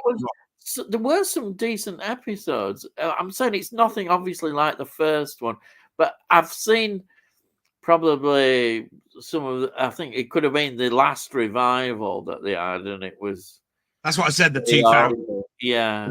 You see, what happened was when the Twilight Zone ended, Rod Serling then went on and did things like Night Gallery and all that sort of stuff. But Yeah. when the Twilight Zone finally came back, it came back around about the same time as the ill-fated film. Yeah. Oh, So right. the color episodes of the Twilight Zone were around about where the Hollywood film, and the Hollywood film was, well, if you all you have to do is just look at documentaries and you'll find out how bad how bad a production that was. It was such a shame, right? Because it's not a bad film when you put it all together. I saw it at the cinema. I really enjoyed it. There was deaths on set and all sorts of stuff, basically plowed it. And then you do nothing until the 2000s where you revise it. The thing about the Twilight Zone is that I think now it's very difficult to bring something back like that because everybody goes, you're going to besmirch the legacy of what the Twilight Zone is. Because even now you have marathons of Twilight Zone in the States. There is a big following. Oh they'll even have a month of just Twilight Zone with just adverts in between, and it's on every day, and it's on like 12 hours every day for a month. And good, because it deserves that sort of attention. But all I'm getting at is you try to do a modern version of that, and unfortunately, you're just going to let the audience down because everybody's going to look back nostalgically and say, Yeah, "You yeah, haven't got Rod Serling as a writer, so this is doomed to fail." So yeah, if yeah, you've got an audience that even is poo-pooing it before it's even gets a green light. So yeah, there's the problem in a nutshell, really, for that. yeah. That's my rant about the Twilight Zone, because Yeah, I can understand. Yeah, anybody that knows me knows there's no point asking me what is your favorite TV show, because that is my favorite TV show, yeah, right? Doctor Who went far behind, but what I'm trying to say is Twilight Zone gripped me from the moment I saw it, and then when I got older, I studied everything I could about Rod Serling. I wanted to know everything about this guy. so yeah, yeah, And then when you yeah, do that, when you're so attracted to yeah, style of writing and you've studied yeah, up on the creator of it, then basically everything around it is just a pale imitation. yeah, yeah, Do you see what I mean? Because other people have yeah, turned around and said, "Yeah, but what about Armchair Thriller? What about Tales of the Unexpected? What yeah, about?" They're all great shows, but I just turn around and say, "Yeah, but they're no Twilight Zone." yeah, You know what I mean, and it's almost like you're telling me that Tales of the Unexpected is not as good as Twilight Zone. I go, yeah, and I'm deadly bloody serious when I say that as well. That's not putting any a smirch on Tales of the Unexpected, because I've got that box set as yeah. well. All That I'm saying to I you don't is, think Tales of the Unexpected in its later seasons is very oh, good. it went on for Yeah, 7 or so. it didn't the Americans get involved, I think, or something, and it just something it changed. So it wasn't very good. It Well, really got off. there was a season, and I think it was the 3rd season on, where they started to they started to film in America. There Yeah, was one episode that was sort of like a book. It was almost like a um, Butch Sundance and the Kid, or whatever it is. I've forgotten what yeah, it is. yeah, No, like Bonnie and Clyde. yeah, They were driving. I remember the episode quite well. They're driving along in their car. It's breaking down. They pull up at a gas station. This gas station bloke seems to want money all the time. It's like, oh, while I was filling your car with gas, I noticed that your suspension's going. And yeah, yeah, you want to have this brake hose pipe looked at, because you're going across the Arizona desert. You don't want to be wrong. So, of course, you're thinking that these two people are the victims, when actually, at the end of the twist in it is, they're only on their way to meet up with a couple of people in Vegas, because they're going to do over a bank, and they go and shoot ah, go and shoot yeah. they go I and shoot think the I garage. vaguely remember that one. I think I do remember So, that. Yeah, and that was an American one. That was an yeah, American one. It was done on film, but yeah, you could see it was done in America. You could see it was not. It's like ITV gave some money over to a production company over there. Said, do us yeah, an episode or something. yeah. It didn't seem like the British ones, where it was just done on videotape, and you had, our glorious BBC and ITV actors Yeah. doing their best. So there you go. Right, I'll go on to. We've got quite a lot of comments. Another recent watch I'd never heard of: the Indicator release of Connecting Rooms, Yeah, 1970. seen Bette that one. Davis, Michael Redgrave, great cast. Set in a seedy London boarding house. Well, if that's an Indicator sale, I'll definitely be having a look, but not this time. But I'll put it on my list. I think the last bet. I think the last bet. Is that the last one? The last Betty Davis film that I bought, I think, was Death on the Nile, Oh, right. with Peter Ustinov. Yeah, Oh, yeah. he was All those definitely Peter in that. Ustinov films. He I was remember definitely them. in that. It was definitely the 70s. Yeah, and there was Yeah, a lot of Agatha Christie that was ones. pretty much, I Yeah, think, the last film I bought of her. I think she did some films after, but I think they yeah, were mostly TV stuff. yeah, yeah, But she was good in that. yeah. Oh, I yeah. will say She's that. very good. Yeah, Smoked about 1 million a day. yeah. I will say that. I remember she went on Parkinson when she went on, um, Oh, and he always asked her the same sort of questions that everybody asks Betty Davis. Yeah. But she'd light up a fag, and then she'd put it out, and then she'd light another one up. Yeah. Just constantly a cigarette in her hand. Chain smoker. Yeah. Oh yeah, definitely. And it wouldn't put it past her in the fact that what she was smoking probably had filter tips either. I bet she had full strength or something. Right. Okay. What a character, though. What a character. Definitely. I tried to pick up Barbie in HMV, but I didn't, as I thought it was cringe. That's what I was talking about. It's like, was it cringe because you're thinking to yourself, I can't really, in all seriousness, pick this up and take it to the counter and say, "Can I buy Barbie?" Or was it you actually do think it's cringe because it's Barbie? Yeah. You know what I mean? It's like, that's the difficulty that you've got there with that. Because I mean, at the end of the day, if you do feel that inclined, you're not going to get that sort of response when you buy it from Amazon, then, are you? Because that's just going to come through the post. Nobody's going to cringe at you because you've got a brown envelope going through your letter. It's like I think it's in one of Woody Allen films. He's on this thing and he's looking at the adult magazines on top shelf. He's collecting all these other magazines, sort of normal magazines, and then he sort of sneaks. Or as a young man going into a pharmacist and buying your first pack of Durex, condoms. What's so funny about the Woody Allen one is that he thinks he's got away with it, and then this bloke stops and goes, "How much is orgasm?" He shouts it out. There's no price on it, really loud. It's an old gag, but it's a good one. Oh dear. Right. Barbie is like 50 Shades of Grey. Terrible. I've never seen 50 Shades of Grey, but it's not a film. Yeah.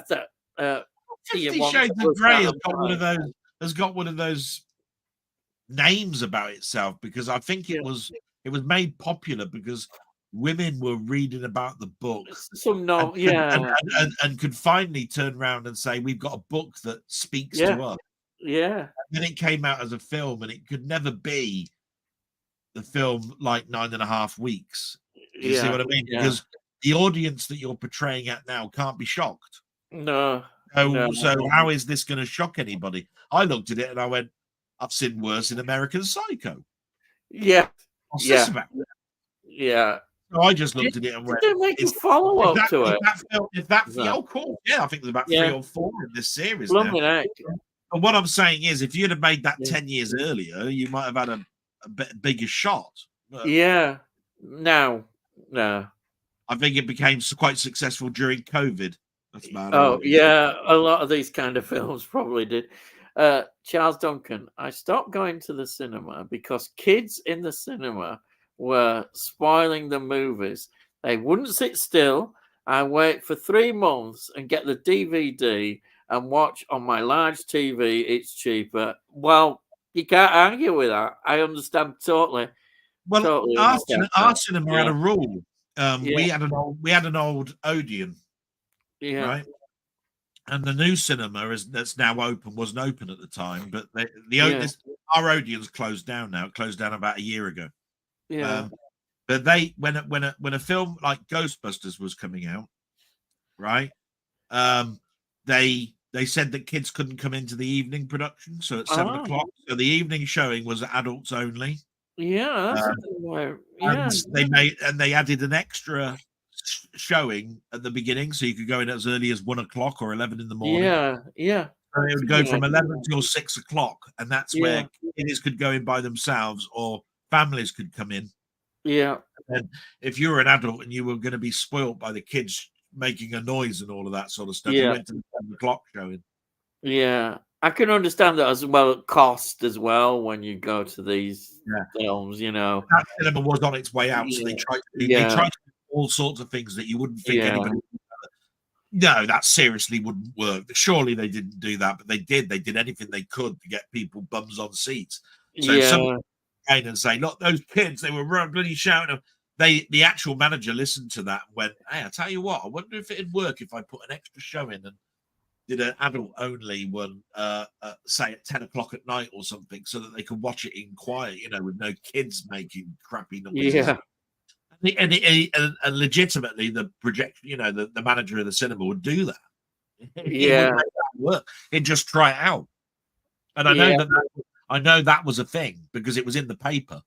It said, it was adult only screening, and it's got kiddies can enter a cheaper price up until 6 o'clock or whatever it was, So yeah, he did that. Our manager did do that. 50 Shades of Shit. Yeah, that's it. Well, I think that explains it all, doesn't it? I'm not gonna count the shades of shit. There's apparently 50 of them. Yeah. Tony, I haven't been to the cinema for years. Same here. I just can't do it. I can't get there. But from what I hear, quite a number of people, they can't stop playing with their phones. Yeah, it's concerts. I see it as well when I watch concerts on TV or whatever. You see them all you see is a mass of phones. What's the point in going if you're not there to watch the film? You're right. What is the point? Yeah, there is no point. I mean, to pay all this money out and then buy it. I can't work it out. Yeah. I can't. Stephen Moore's 2 films that need Blu-ray releases. If looks could kill, aka Teen Agent and Warlord. Also known as Teen Agent. Also known as I know Warlords of the Atlantis. I know which would make Denny and I very, very happy. Yeah. What's Teen Agent? I've not heard. I haven't heard of I've not heard of that one. Kill, also known as Teen Agent. I haven't heard of that one. Warlords of Atlantis. Well, obviously, Doug McClure. What can you say? I mean, yeah.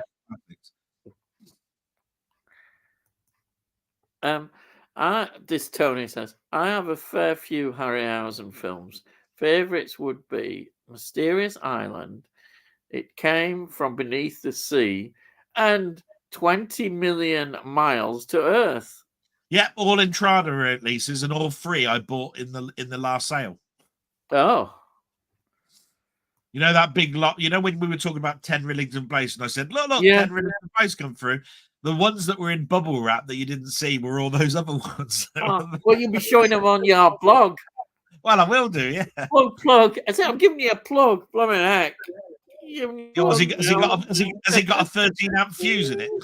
Oh, God, no. There we are. Yeah. Films that deserve a Blu-ray release is the Carry On box set. Well, yeah, they have been released. They've been coming out. They're up to volume 3, aren't they? They're quite expensive, aren't they? 50 quid, yeah. Free. Yeah. You get 4 films. They've done 3 volumes of it. The 4th volume is supposed to be coming out in the next couple of months. You can only get them in Australia, and they're $39 or $49.99. Yeah. I'm waiting until they're all out, and then I'll buy it in one big box set. Or what I'd really like them to do is to do a proper steel book of every single one. Yeah. I'd love that. Will that happen? Not in my lifetime. I don't imagine. I'd be interested to know how well they're selling. If they're selling well, obviously they'll be. I bet you any money that the carry-ons would surprise you. I bet you they make more money than Bond sales. It would be interesting. There's many Bond films as there is carry-ons, and if you were to look at it, I bet you any money when you look at aftermarket sales, the carry-ons have probably sold more than the Bond because they are well known as being much cheaper than the Bond films have ever been for a start. Yeah. You used to be able to buy them in a Partworks magazine that was posted. That's right. Always all 30 films for $14.99 on DVD and HMV. They'd always be on sale, like the police squad, the police the academy police. Yeah, film. Police Academy, 7 films for those are cheap. always in a sale, and they're like you can get all 7 films for a Yeah. tenner or something stupid like that. And it didn't matter if it was Blu-ray or DVD; it'd still be a tenner.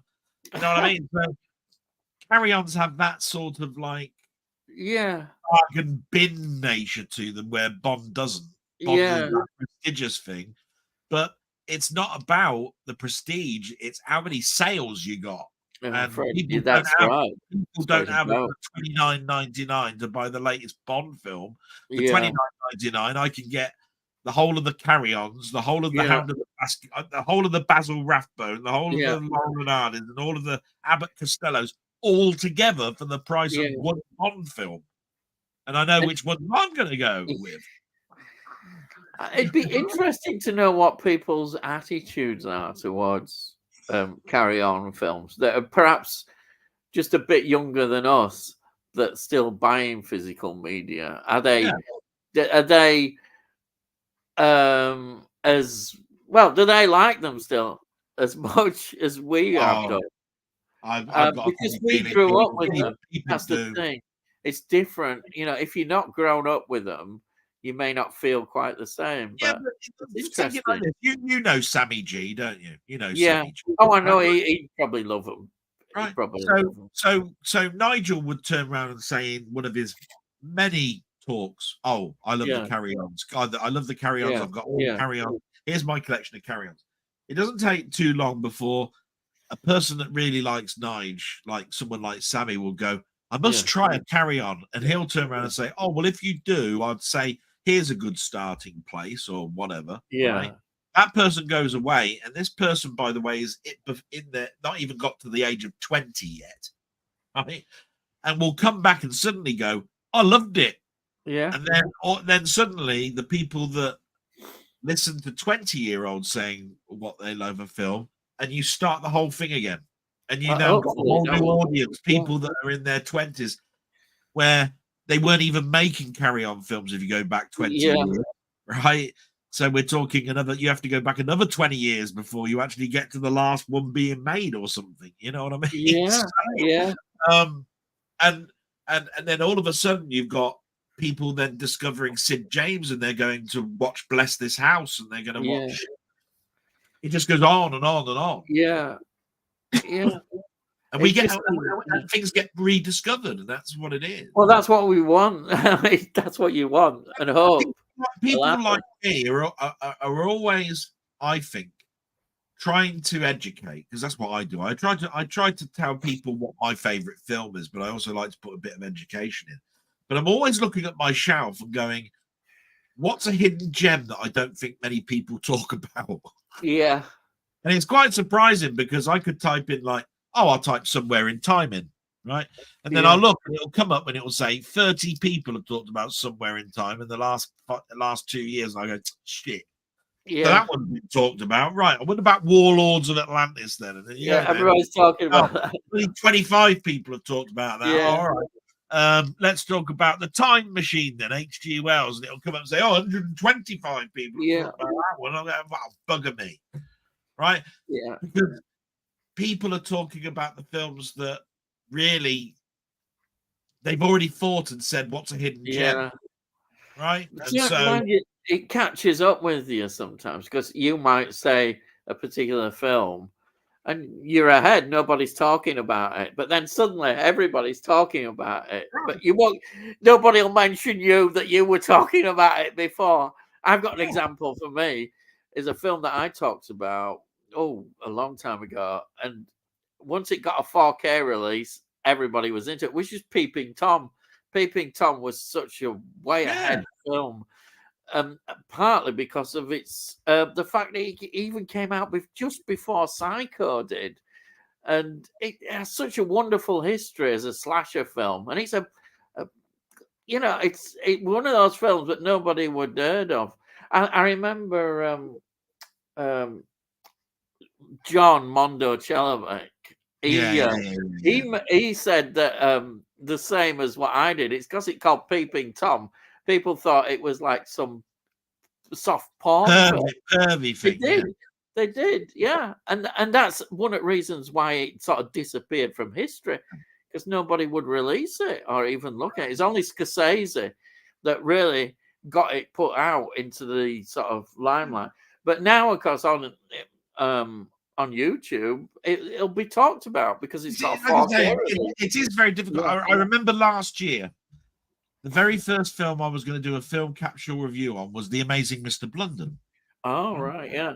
Right, which is a kiddies film that I've got a great respect for, because me and my sister would sit down and watch that and love it. Right, don't know what it was. It was something about it. Right.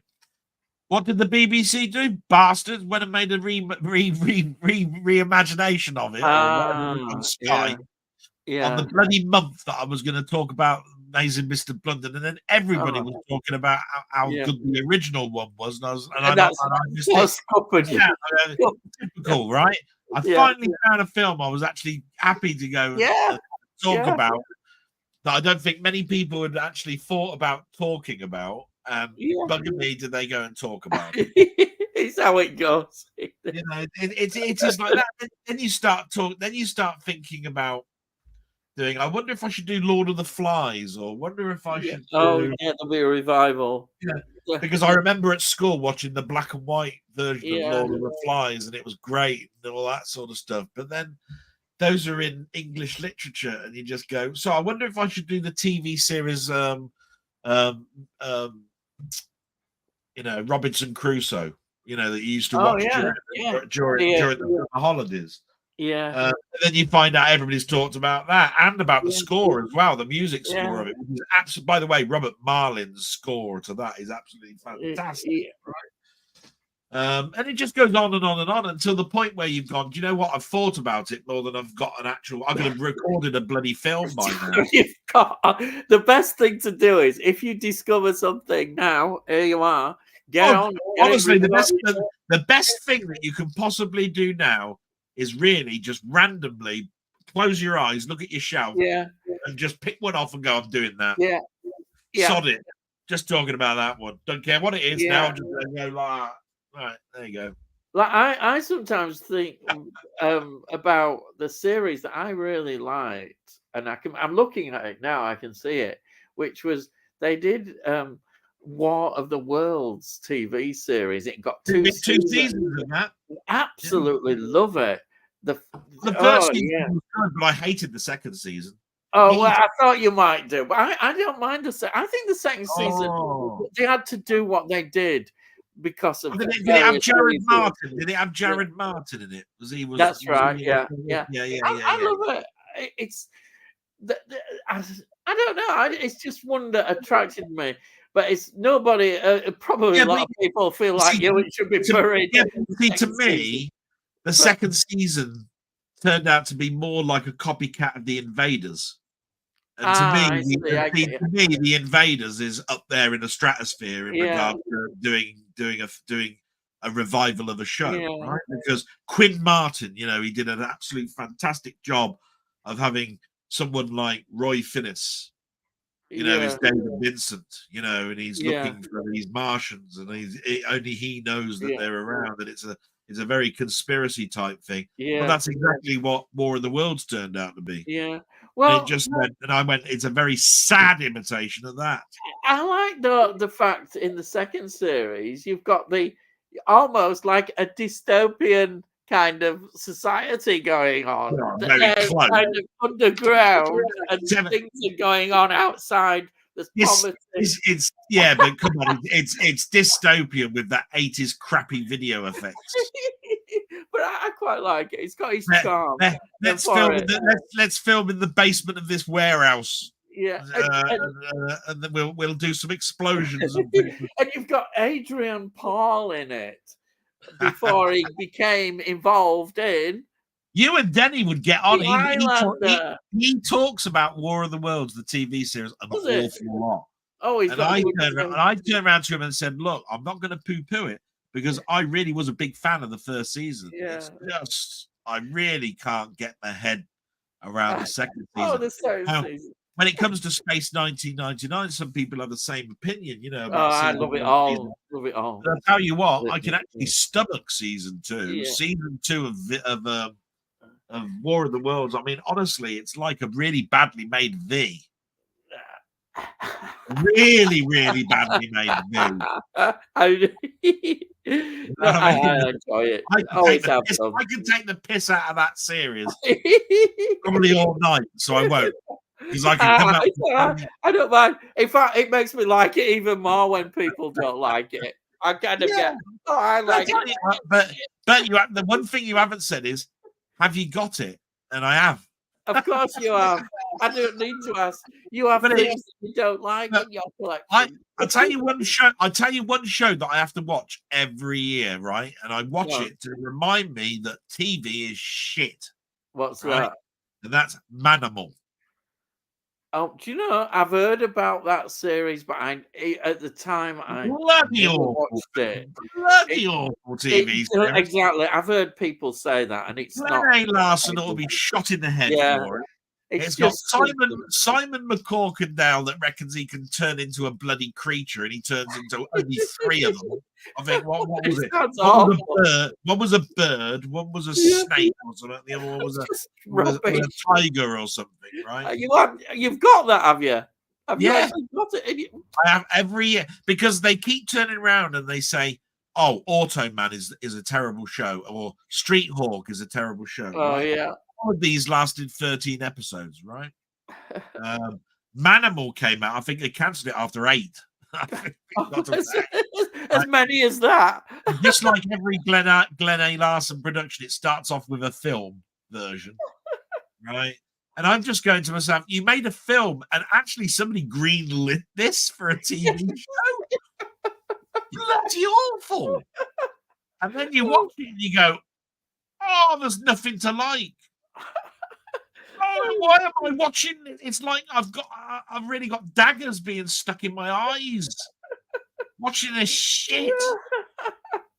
And then I come away going, there can't be anything worse. And I feel happier about myself because I know that anything I put in my player now is going to be better than that shit. Yeah.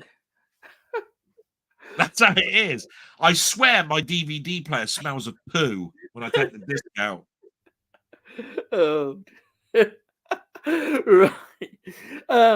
Steven. If I had a DVD player that had artificial intelligence, I can imagine me putting the disc in the tray and it turning around and putting up a message. I'm sorry, but I'm not playing this shit. I've just looked at it. I've just looked at it, and I'm telling you now, I've saved you from a lot of torture. And it then ejects the disc. Yeah. Steven says Jason and the Argonauts was my favorite Ray Harryhausen movie. Tony York. Imprint in Australia seem to be releasing carry-ons on Blu-ray. I think they're expensive. By heck, lad, a blooming heck. Yeah, they are. Tony York, I think we only have a few on Blu-ray here. Yeah, I don't know how many now. Is it 4? There's volumes? 4 in a box set. They've done 3 volumes. The 4th volume's about to come out. So, you know, you've got nearly 16 of 30 of them. So you got nearly halfway through. Right. Tony says, yes, Tommy, I think there were 2 or 3 UK Blu-ray releases from years ago. I just have a few of my favorites on DVD. Yeah, they released about 8. They did Carry On Screaming, Carry On Cleo. They all had the lovely quad posters on the front, and they were in a nice case as well.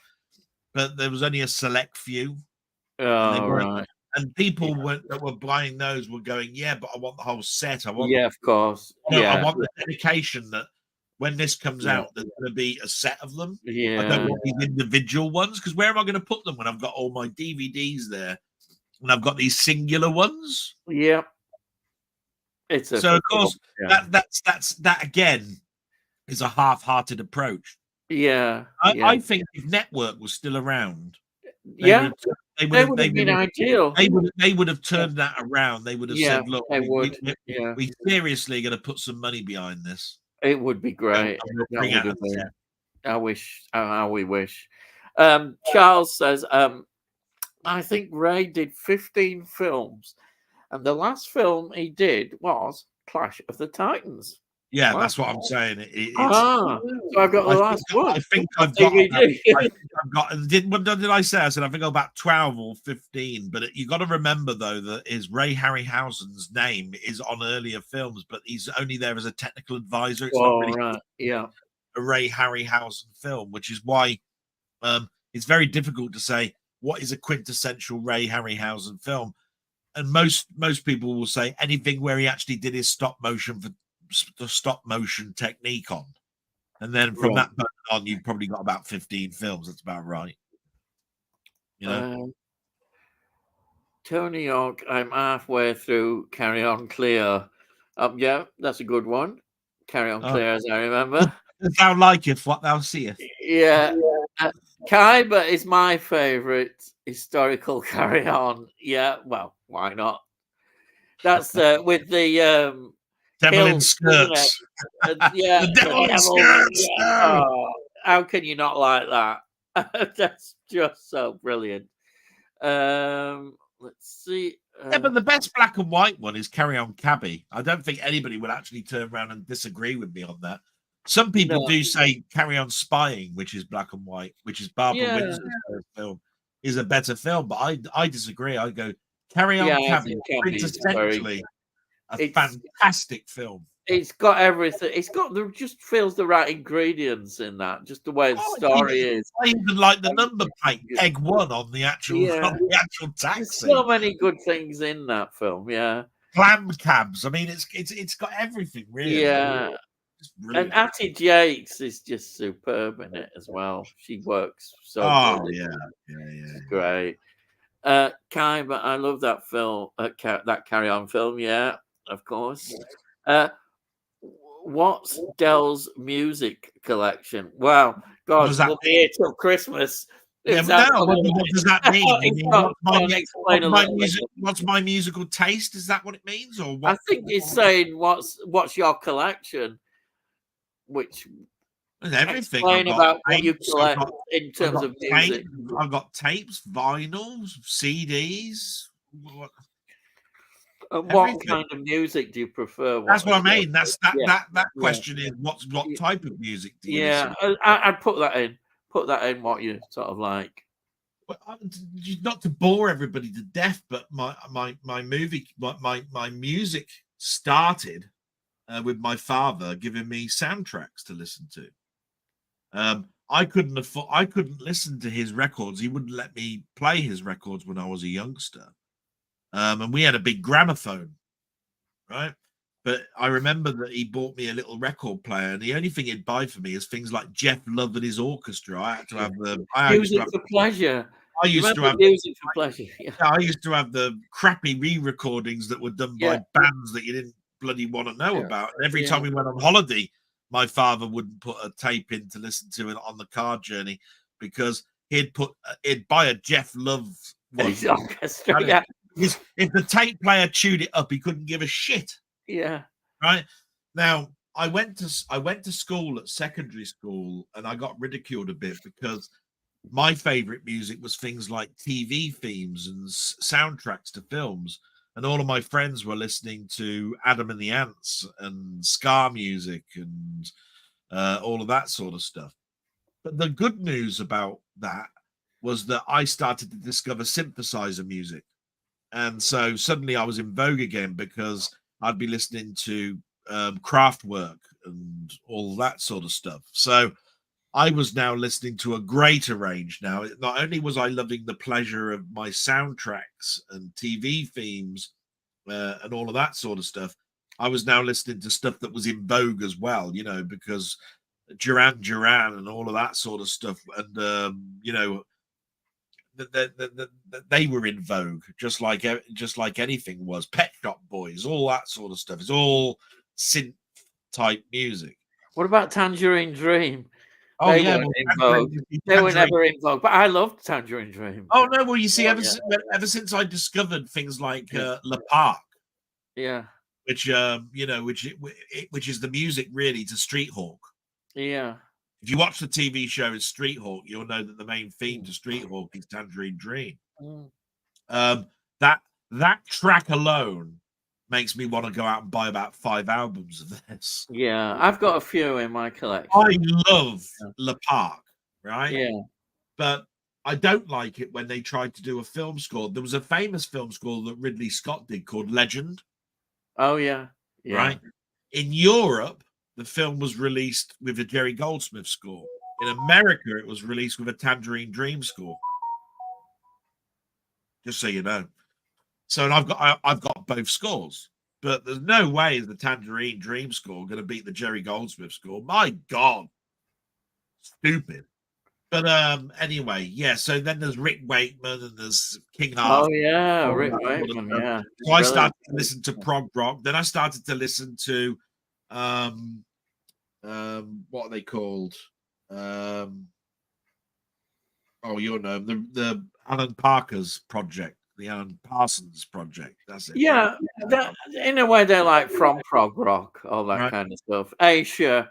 And when I got to when I got to the second year of secondary school, which is 1982, I was going into music lessons, right? Because music was part of the curriculum. And I started to play piano. So as soon as I started to play piano, I started to listen to people like Elton John, Billy Joel.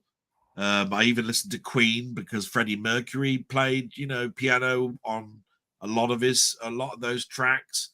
So anything with a piano then was full in my face. Anything with a piano, right? It didn't matter what it was. So I bought every Elton John album, every Billy Joel album. I was buying That's Just the Way It Is by got a most famous riff in it you'll ever come across. That's the way it is. Forgotten what his name is now. It'll come to me. But anyway, so I now play. I play piano, but I'm not very good. I've got a Tyros keyboard behind me. You can't see it because of this picture, but if you ever look at one of my blogs, you'll see it behind me. I tell you what, I keep threatening that I'll put my keyboard on one day and start playing it to everybody in my blog. You should do. You should threaten and play it. Yeah. I'm one of these people that basically, back in the day, I could play something like Bach's Toccata and Fugue, right? But if I try to play the piano now, like I don't know, Moonlight Sonata, a very simple one, like Third Release, or I don't know. They're all chord practice, what they call chord practice tunes. That they're what they call curriculum lesson stuff. You pass an exam if you can do. You'll pass your third grade exam if you can do Moonlight Sonata Part 1 of 3. The first movement, right? I can get quite far in Moonlight Sonata without me looking at the sheet music, but if you were to put sheet music in front of me, I'd have to practice for weeks before I'd even think about doing it, because I know that I'm not that minded. I'm a person that likes to what's it called? It's in other words, my keyboard is a workstation keyboard. I can play bits and bobs and record it and then loop it back. So I can then do the drums, loop it back, do the strings, loop it back, and then play it. But that's not playing the piano, is it? That's not playing the tune all the way through. That's learning sections of it. That's like doing a Pet Shop Boys number where there's only about 12 notes and you repeat them, the same 12 notes. You know what I mean? That's my ability. I could probably do Go West or West End Girls, because all they are is about 12 notes. Halloween, how many notes are there in Halloween? Da, da, da, da, da, da, da, da, da. And how many chords are there? That's it. Now that's about the ability, right? So don't ask me to do, a fantastic piano piece like I don't know, like Goodbye Yellow Brick Road, because I could probably do the first 12 bars of it, and then I'd go, nah, fuck this, I can't do it. And I'd stop. So that's music. I think you've got a big introduction there. I haven't even talked in my blog about everything that I do with my music, but I Well, love there you Jerry. are. I love Jerry Goldsmith, Georges Delarue, John Barry, Roy Budd. Oh my God! I mean, I could reel them all off. James Horner. You know, it's just so many. Georges Delarue is probably my second favorite composer. Look him up, Georges Delarue. Many people don't talk about his music, right? Burns, but you got so many. Ennio Morricone is like up there in the stratosphere. Bernard Herrmann, bloody up in the stratosphere. Georges Delarue, for the longest period of time, was my second favorite composer. That's above those. So think about that for a moment. Go and look at his collection of music and say, what the hell is he talking about? He must like shit. I'm telling you now, he was around for 60 years. There you are.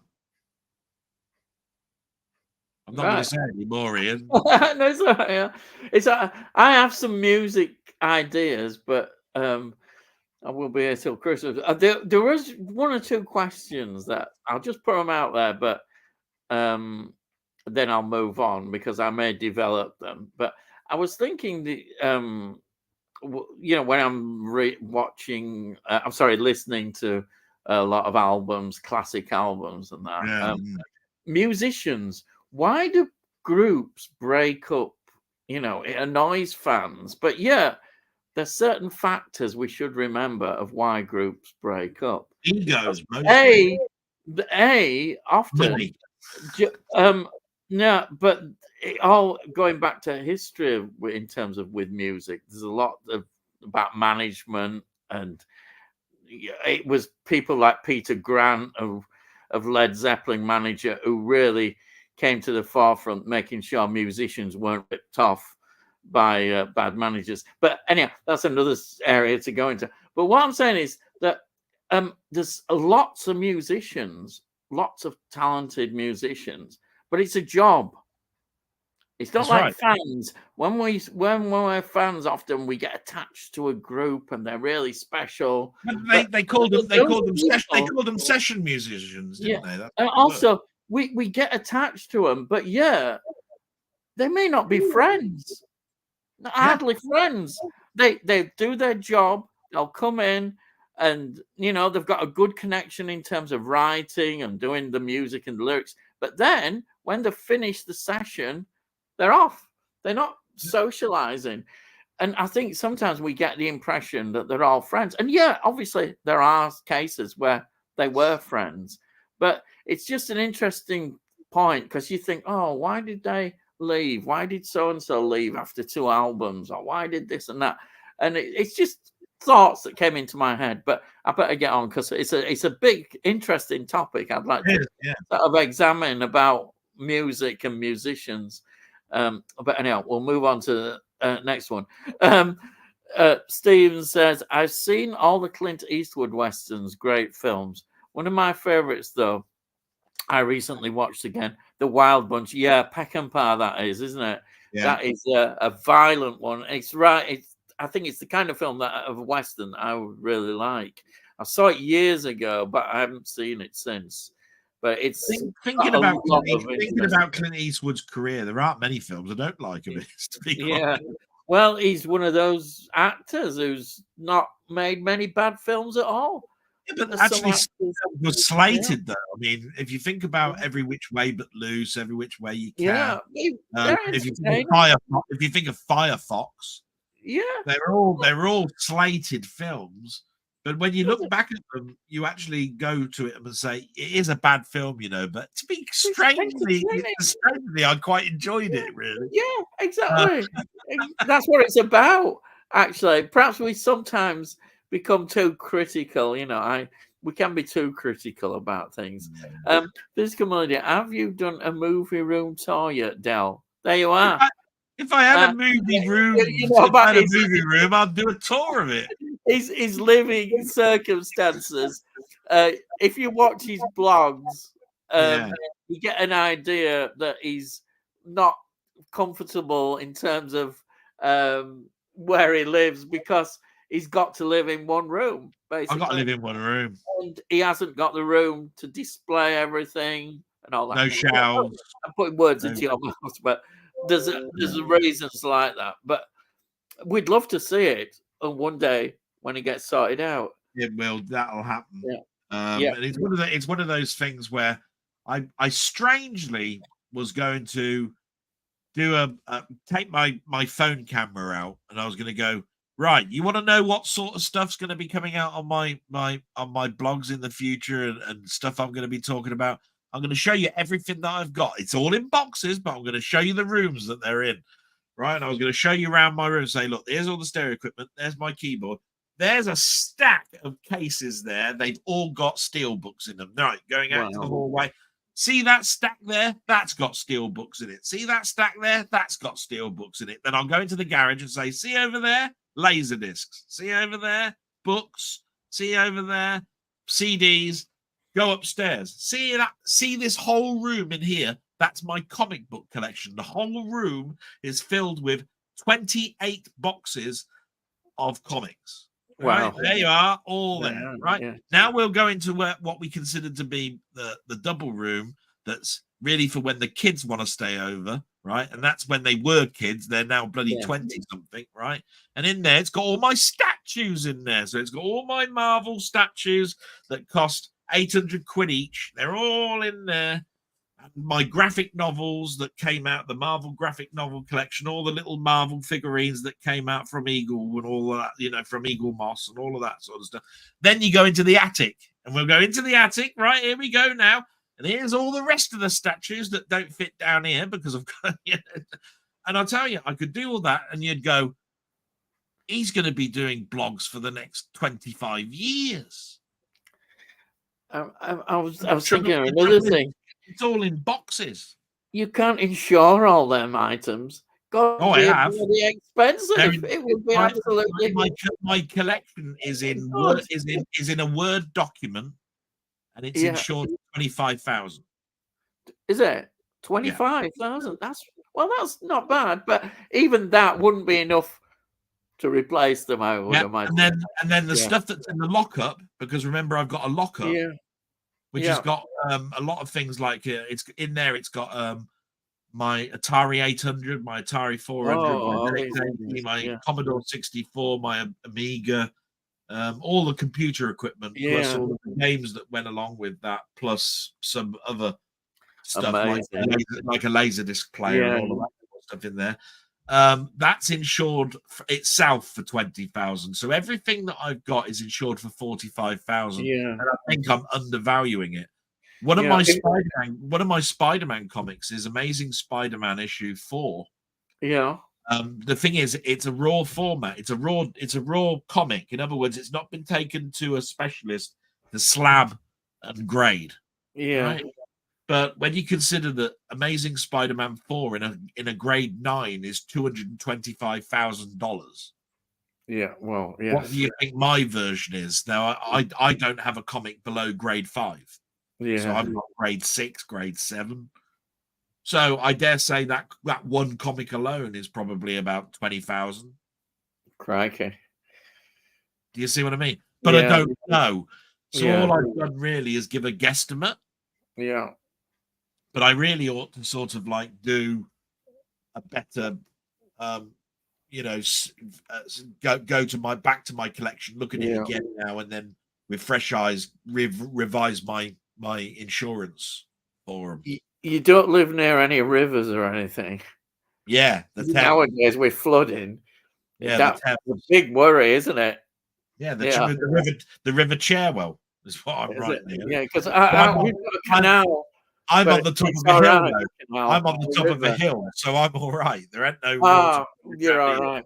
But the river, which is in that direction over there somewhere, that floods, and they're still building. And it's another thing, but they still build houses on a flood area. Yeah, floodplain.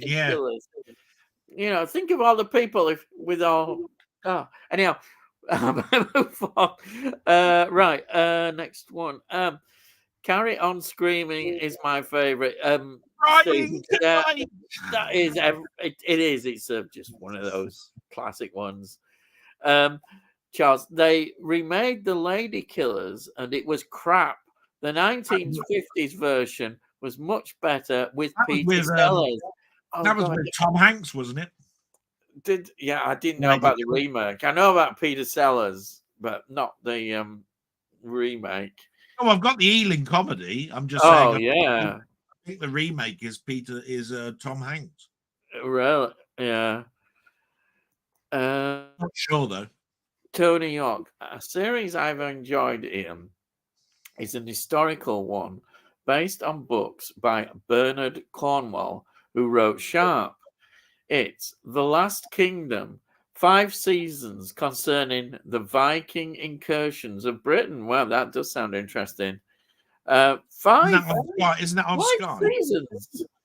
5 seasons. Isn't that on Sky? Is it? Oh, right. It's a Sky one. That's a lot. I wonder how many episodes. Or it's a Netflix. It's a Sky or a Prime or a Netflix. All right.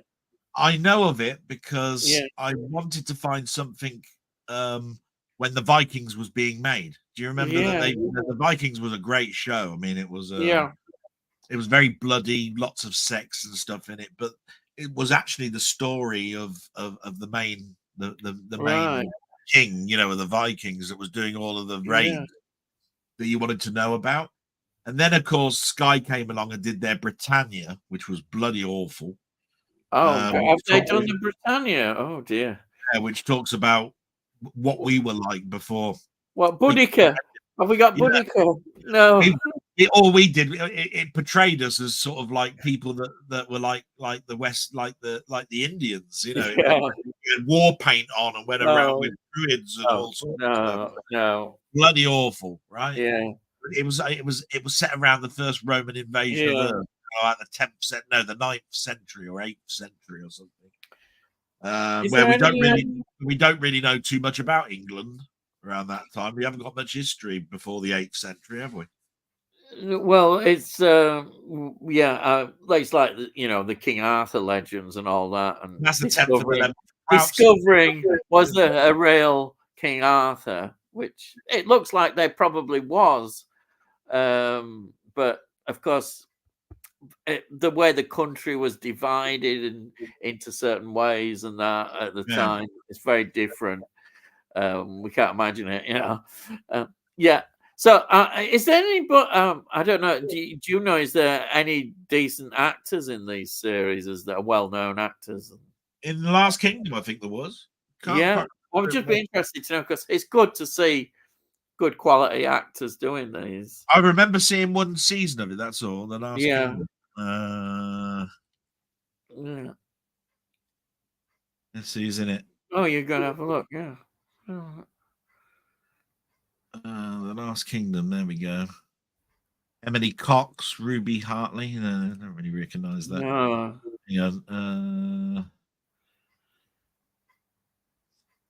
I mean, it's got some actors that I sort of recognize, and you can tell it's well shot and everything. But I wouldn't say that they're more TV actors. And that sounds an insult, and I don't mean to be an insult. So Alexander Drayman, Eliza Butterworth, Anna, and you're just going, there is some great TV actors, but we're just not as well known. It's because sometimes in my reviews I'll go, and they did quite a few TV films and TV shows, which sounds like a put down. It's not meant to be a put down, but it's just people have different careers, and that's how it goes. Gears of War might be getting a movie or series now. That's a game, isn't it? I presume. Yeah, it's sort of like a military, science fictiony military type thing. When they're going after the aliens, they all. But it's almost like they're the SAS in the big helicopters, but they go around with guns that are almost as big as their arm.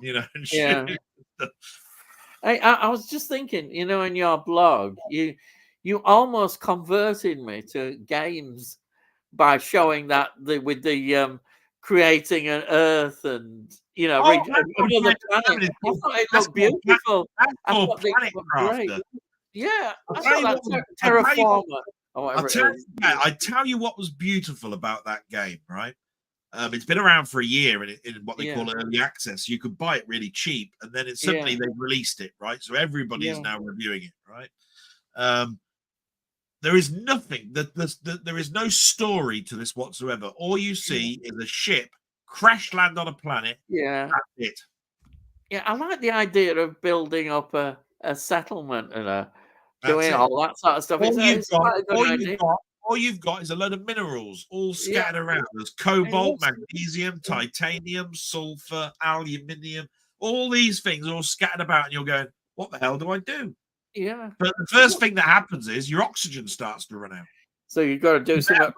So you got to bloody work it out darn quick, because I tell you Yeah, what, you're going to suffocate.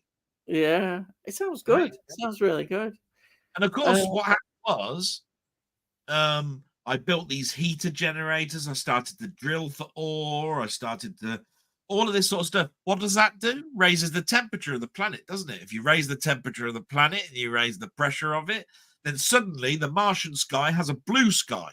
And then yeah, the blue sky, what happens? Life starts to spring out. yeah, So everything that used to be laid out in elements on the floor, there was ice there once, right? yeah, The temperature's risen up and the ice has turned to water. My base that I crash landed in yeah. went underwater after Oh, 2 days yeah. because I That's good. raised the heat temperature of the planet to such a Yeah. point that all the ice melted and I was underwater. I had to find a new base. I destroyed my first base because I heated the planet up too fast.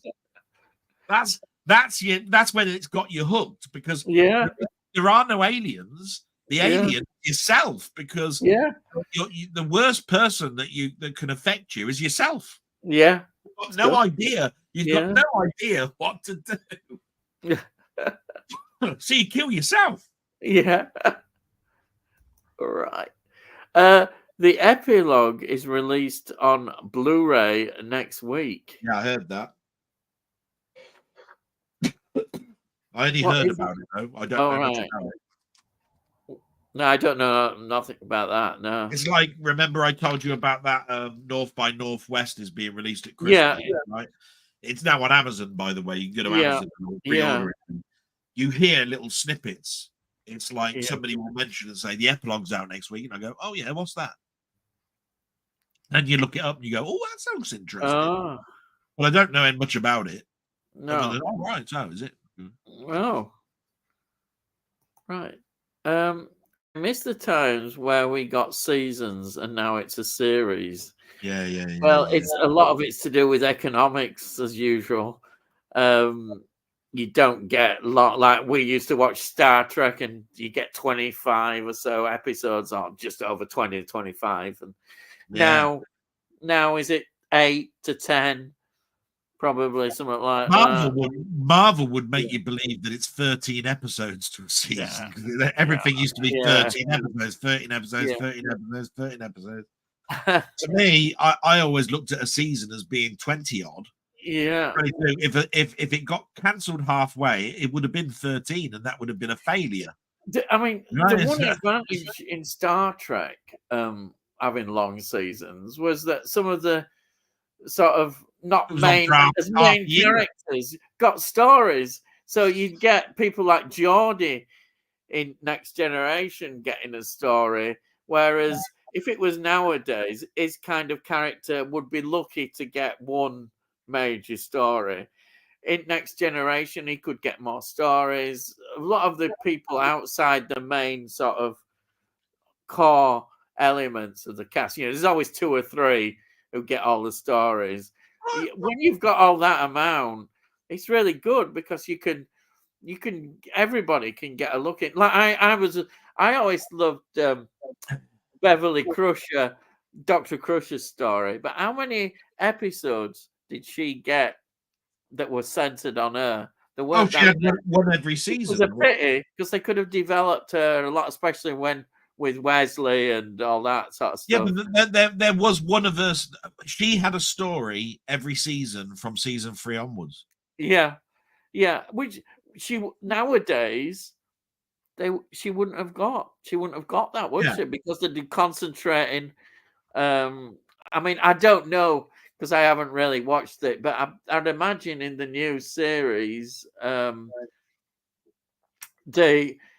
it's concentrated more on at least maybe 3 or 4 characters. Yeah, Maybe. I'll tell you what I hate and like at the same time.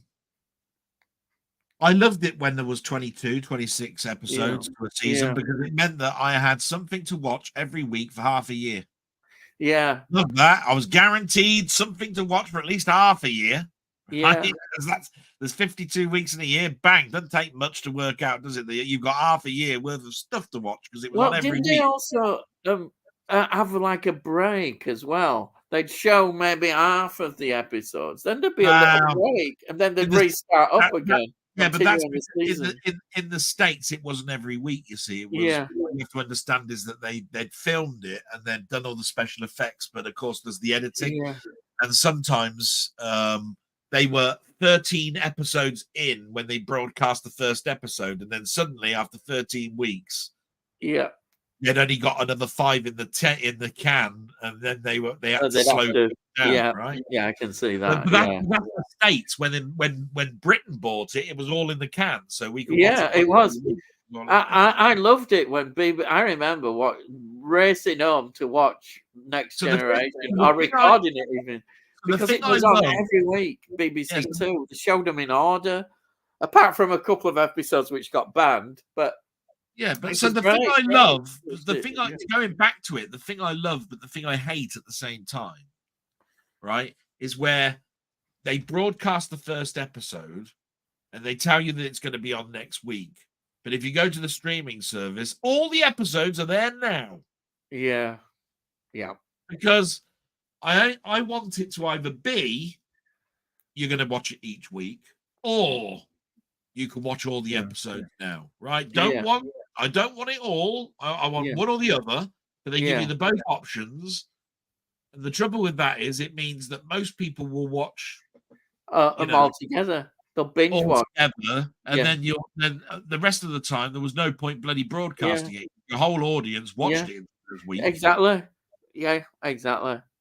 In a way, it's better. But I like it. But I like it because I got to watch it all in one shot. So I love it. But I hate it. And I'm so conflicted over that. Yeah, it's terrible. Yeah, especially if you like it, you think, "Oh God, I've got to watch next one," and then you watch another. It's an addiction. So you get to about 3/4 of the way through, and you think, "Oh, I might as well watch them all now." You know, you get to a point where you just the sleeper hit, sleeper hit that gripped me more than anything 2 years ago was a Sky broadcast called The Lazarus Experiment. Oh, sounds. And the second season was broadcast this year, and it's not as good.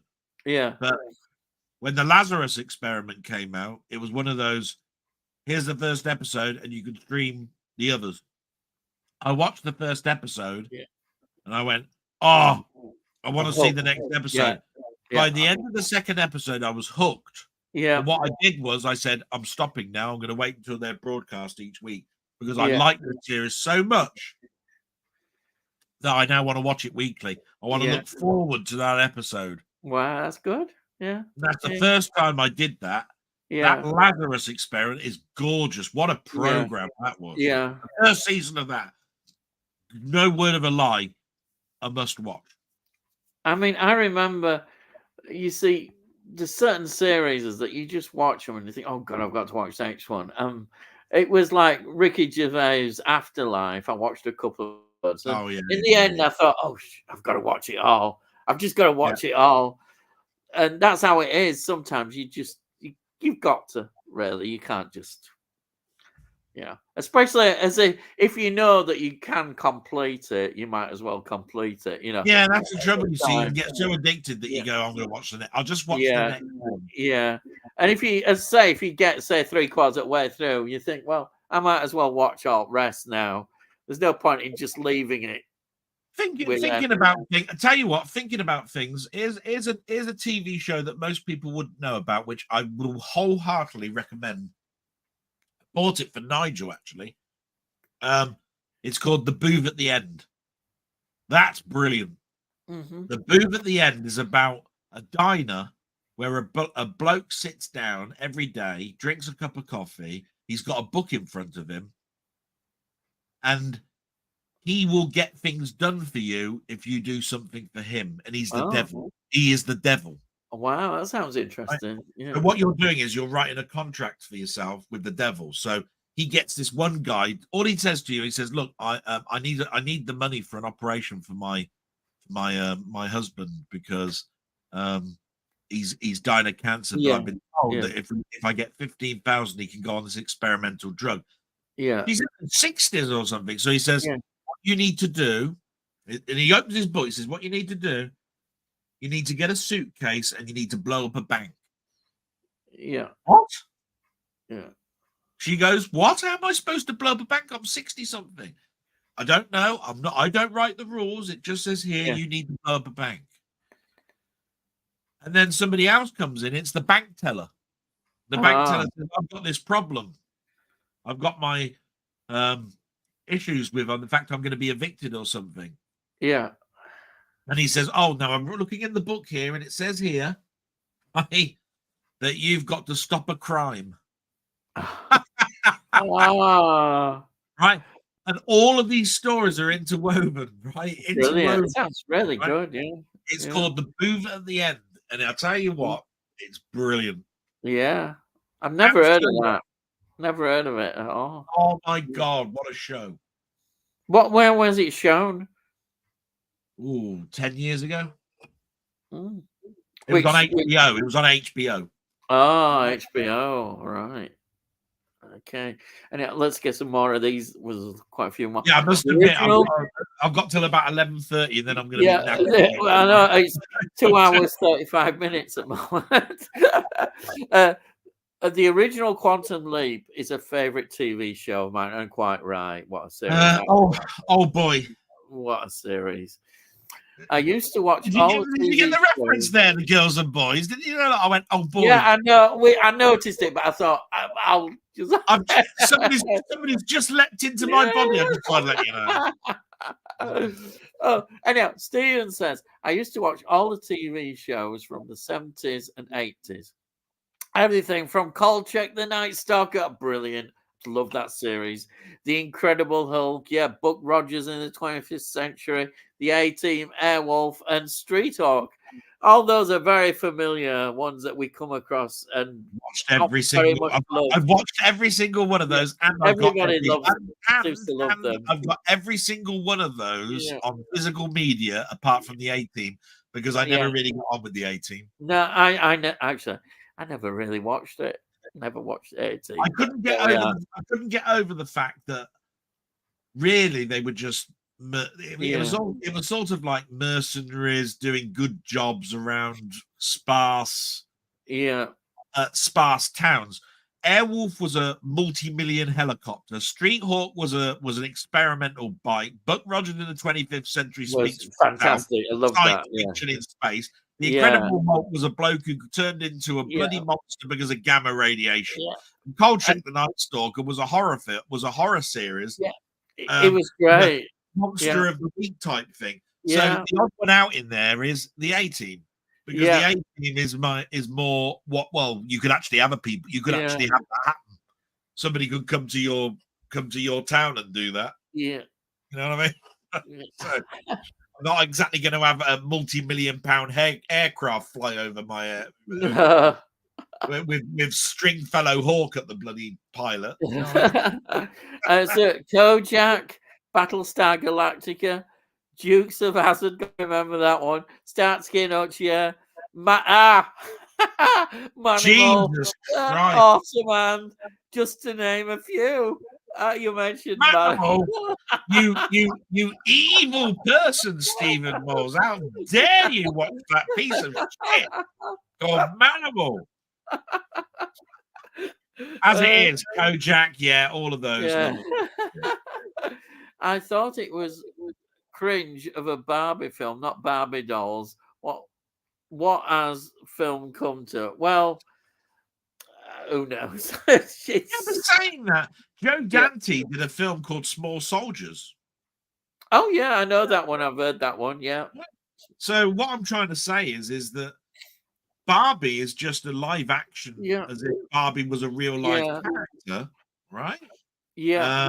Small Soldiers is little computer chipped creatures that basically have got military chips Yeah. inside them that turn to life. But at the end of the day, we don't poo-poo that film, but we Yeah. do I think poo-poo Barbie Barbie. has got a controversial element in many ways to some people's eyes, possibly because it might seem to be preaching certain messages. I don't know. You see, I've not seen it. I can't judge that. I'm only going what people are saying. To me, it's the same reason to not get that film as it is Yeah. to say is to me to admit that I've bought the My Little Pony Yeah. box set. Right? Yeah. I'm not My Yeah. Little Pony, you big girl. Yeah, that's right. Yeah. Starbright and all this sort of stuff. Talking horses. Yeah. So you have to understand, you know, Barb is a toy line, and It's been going for years. It's been going a long time. It comes to something when you actually make a film with a toy Yeah. line. You know what I mean? Yeah. Yeah. Hello won't be in the dictionary soon, as people will be addicted to their phones and won't have conversations without texting. That's right. Actually, that's probably already happening. I Yeah. can imagine that is already going on. That is not such a strange thing. It's happening, I think. Steve says, I tell you what, Ian, I don't know who to blame at the moment because I saw on Sky a film called Blackberry. Right? Oh, it was about the rise of the BlackBerry phone. Yeah. And the demise of the BlackBerry phone when the iPhone came out. Yeah. Right? Yeah. Now, the BlackBerry at one stage owned 45% of the cellular network because it had a keyboard underneath, and you could email and all of that sort of stuff. In fact, I've got a BlackBerry in my drawer. Yeah. Yeah, look. There's a BlackBerry. Yeah, I remember them. Yeah. I didn't have one though, but I remember 'em. And then the iPhone came out, and you know what it said? It said this: in 2007, BlackBerry owned 45% of the market. In 2010, BlackBerry didn't exist. Yeah. Wow, that's they went from 45% to zero. Wow. And what you have to ask yourself is, when technology is moving that fast, 3 years for a whole company that staggered the market with all because they brought a keyboard out at the bottom of the phone. Yeah. Right? That's all it was. Yeah. That marked it against a Nokia phone to a touch screen, which is all an iPhone was. It was they reimagined the phone. Well, no wonder the English language has got to change, and what our good friend said, hello will become a word that's never used, because we all start off our conversations now in a text message. That's right. By not even introducing ourselves, it's like see you at the corner of the street, you know, because somebody's going to pick you up. That it doesn't even say hello. By the way, do you mind if you could pick me up? Forget the introductions. It's get here now. 5 minutes. I know. So, you know. Yeah. Anyhow, Stephen says, if Looks Could Kill was the American title, Teen Agent was the title of it over here. It stars Richard Greco from Beverly Hills 90210. I've never seen that. I don't know that one. Who is a student who gets mistaken as an agent. Oh. I've not heard of that. I never liked it. I think it was called Beverly Hills 90210. I've never seen it. All it is a fancy way of saying I lived in a very expensive area of Beverly Hills. 90210 is like the zip code or something. Or yeah. expensive part of California. Yeah. Physical Media Live says, I'm surprised they didn't have young Barbara Windsor as a Bond girl.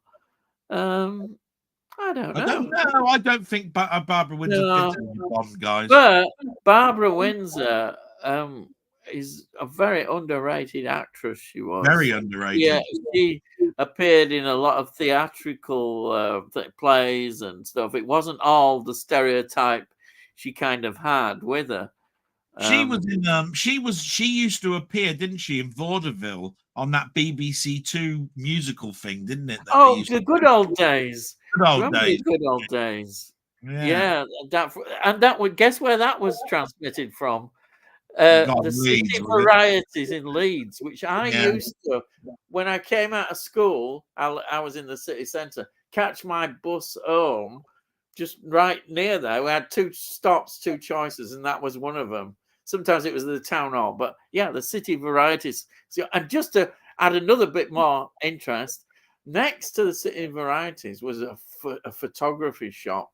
And in that photography shop, I remember looking in the window, and they had all these reels of films, like Star Wars. And you don't see much of that anymore. The good old days. Yeah, I mean, they used to have Les Dawson on there, Ken Dodd. They used to have Bernard Cribbins and all sorts of stuff doing on there. It was Andrew Sachs. Was it Andrew Sachs or somebody who? And then on the other side of things, late at night, you'd have the Wheel Tappers and Shunters Club. That was I remember that one. On there, you'd have early appearances of things like Cannon and Ball. And like that, I remember it because of that bloke. He'd go, committee. It was often like a northern big alarm bell.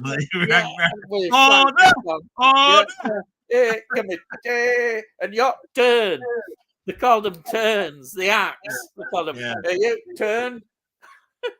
They don't show stuff like that anymore. It was great. It really was. Actually, I think Network might have released some, but they're probably hard to get. In fact, I'm sure Jim Jam movies. I'm sure. He's really good. I like Jim Jam. He showed some Network titles, and I'm sure Wheel Tappers and Shunters Social Club were amongst those that they released. You see, that's why it's such a miss, that they release things like that. I mean, the spin-off of Tiswas was on Network. You could buy that for a time. Yeah. What was it called? It was on late at night, wasn't it? It was what was it called? I can't remember. Honestly, it had people doing the balloon dance. Right. It basically had Sally James and Sally James was extremely popular because it was that late at night. She would be wearing some scant. Exactly. People went mad over her. What was it called? I'm gonna have to look it up because that's annoying me. I'll carry on with messages. You carry on with your messages. Go on. See what we've got here. Physical Media Live. I've started writing my own TV series with drama and comedy. That way I know I can enjoy it. Well, good luck. I mean, why not? Get in there, and writing's great. By the way, it was called OTT, Over the Top. I think I remember it now. It only lasted about 12 episodes. So why? Good idea. Keep writing. Keep at it. Definitely. Yeah, please do. Yeah, that's what we want. Danny Dukes, love War of the Worlds. Hey, you know it. Yeah, War of the Worlds. Yes. Mind you, are you meaning the film or the TV series? Yeah, the soundtrack. Jeff Wayne. TV shit. Yeah, Jeff Wayne. Yeah, I remember that, of course. Tony York would love a big budget War of the Worlds with its setting in the same late Victorian era as the novel. I agree totally. The BBC adaptation of a few years ago was okay, but it wasn't brilliant. Yeah, it wasn't. I remember I was disappointed in it. Yeah, but that was followed up by a French version, wasn't it? There was a French version that came out exactly in the same year, within about 2 months of each other. The French came out with a War of the Worlds, and it was virtually the same as the British one, Yeah. only it was in French, and that was done better than the British one. Yeah. Really, that was a potentially at one time BBC could produce excellent series. Look at the Day of the Triffids. They Oh, did a wow, yeah. wonderful adaptation of that. Why can't they have done that with War of the I Worlds? even like the very last. I even like the very last Quatermass. Yeah. With the stones, where all the people went to the stones and they thought that they were going off to another planet, and actually they were all being killed. The white marks that were left on the ground was their crushed bodies. You know, remember that it had what's his name? Mills.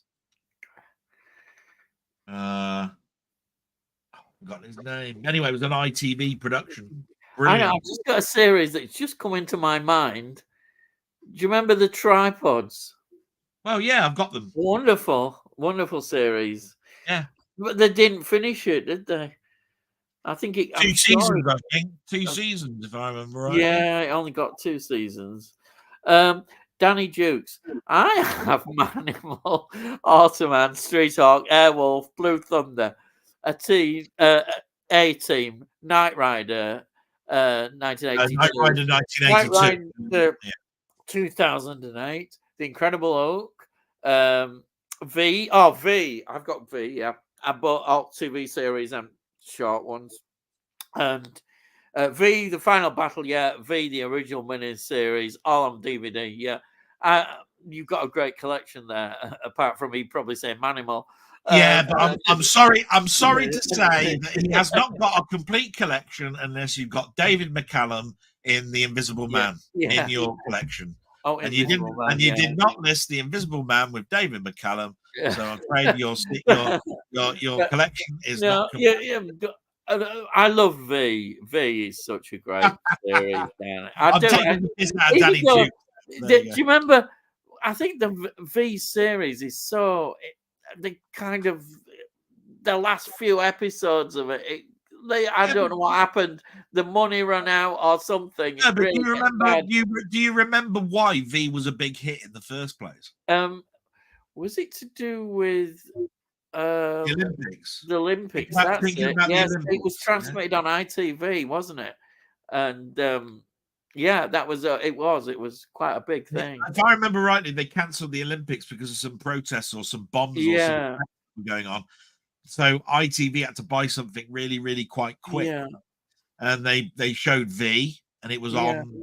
It was on over a certain period of time. The Moscow Olympics, was it? Something like that. It was. Remember, they boycotted the Moscow Olympics. It was something like that, and that then took off, and then all of a sudden, ITV said, "Hey, we'll give you some money if you carry this on," and they made the mini series. Yeah. And after the mini series, because it was only 3 episodes long, if I remember rightly, the very first. Yeah.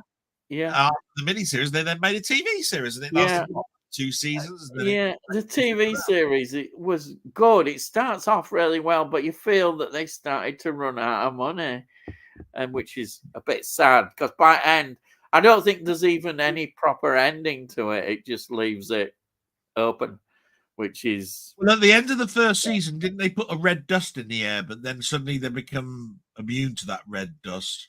Yeah, you get all that story about the red dust and it all starting up again. You know, it's a shame, but it's a good. I still enjoy it. It's a great series to watch. Dell's collection sounds incredible. There you are. Yeah. Wow. Yeah. It's only a life's work. Yeah. God knows how much it's worth, but the insurance sounds a bit short for what it's worth. I think so as well. Actually, I need to read it. I must admit, it's because you told me. I mean, you said that some of those statues were expensive and are extremely rare, aren't they? Oh yeah, what it is. If you ever go to a website now and you type in sideshow collections, what you got to remember is when they make these statues, they're numbered with a certificate of authenticity. Oh, right. What they guarantee is when they have made the run, they destroy the mold. Oh, so That that's means it. they can't make no more. Yeah. There is no way that they can give you a replacement part or Yeah. anything of it. It Yeah. is complete and done. And they only make 500 of them or 1,000 of them or Yeah. 1,500 of them.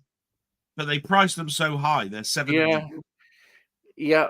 It's £700 times 1,500 editions. Yeah. And then basically it's then destroyed. And then 5 years down the line, somebody will go, I'm missing a SpiderMan statue from Sideshow because I came out of the industry. You know, I couldn't afford them. So I couldn't afford it that year.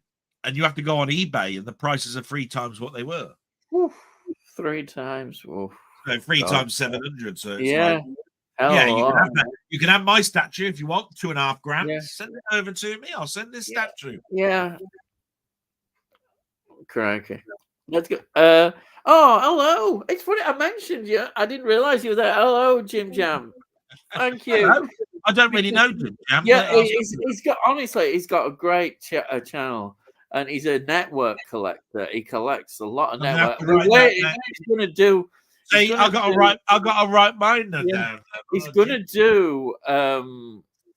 He says his network collection. Everybody's been asking, I think, about him going to do his network collection. Did he get the Persuaders before that really went before they went bust? Did he buy the Persuaders movies? I don't know. I know who did. Who Adam sent to him. Pete played. Well, no, that's why I was asking. Yeah. I don't know Jim anybody if he's. It'd be interesting to know if he got them. I don't know whether he did. But yeah. That came out in a deluxe box set with a book, if I remember rightly. Right. So, what's the earliest film you've ever seen? Oh my God. I suppose if we're talking about in my collection, it will be Nosferatu, I think. The silent one. I think that's probably in my collection. But there is one I have seen. I saw it in some film club, which was a Salvador Dali thing. I can't remember what that was. I don't remember. I do remember that was possibly the earliest thing that I saw. It was one that got kind of banned at the time. That's why I think I saw this. Because it had some scenes which were considered, well, far too weird, especially with Salvador Dali involved. And also there's is it Battleship Potemkin? There's the famous scenes in that. I don't know what year that is. That must be, I don't know. That might be early 20s after Revolution. I don't know, because it's about, in a many way, the revolution. So I presume it would be Bolshevik under Bolsheviks.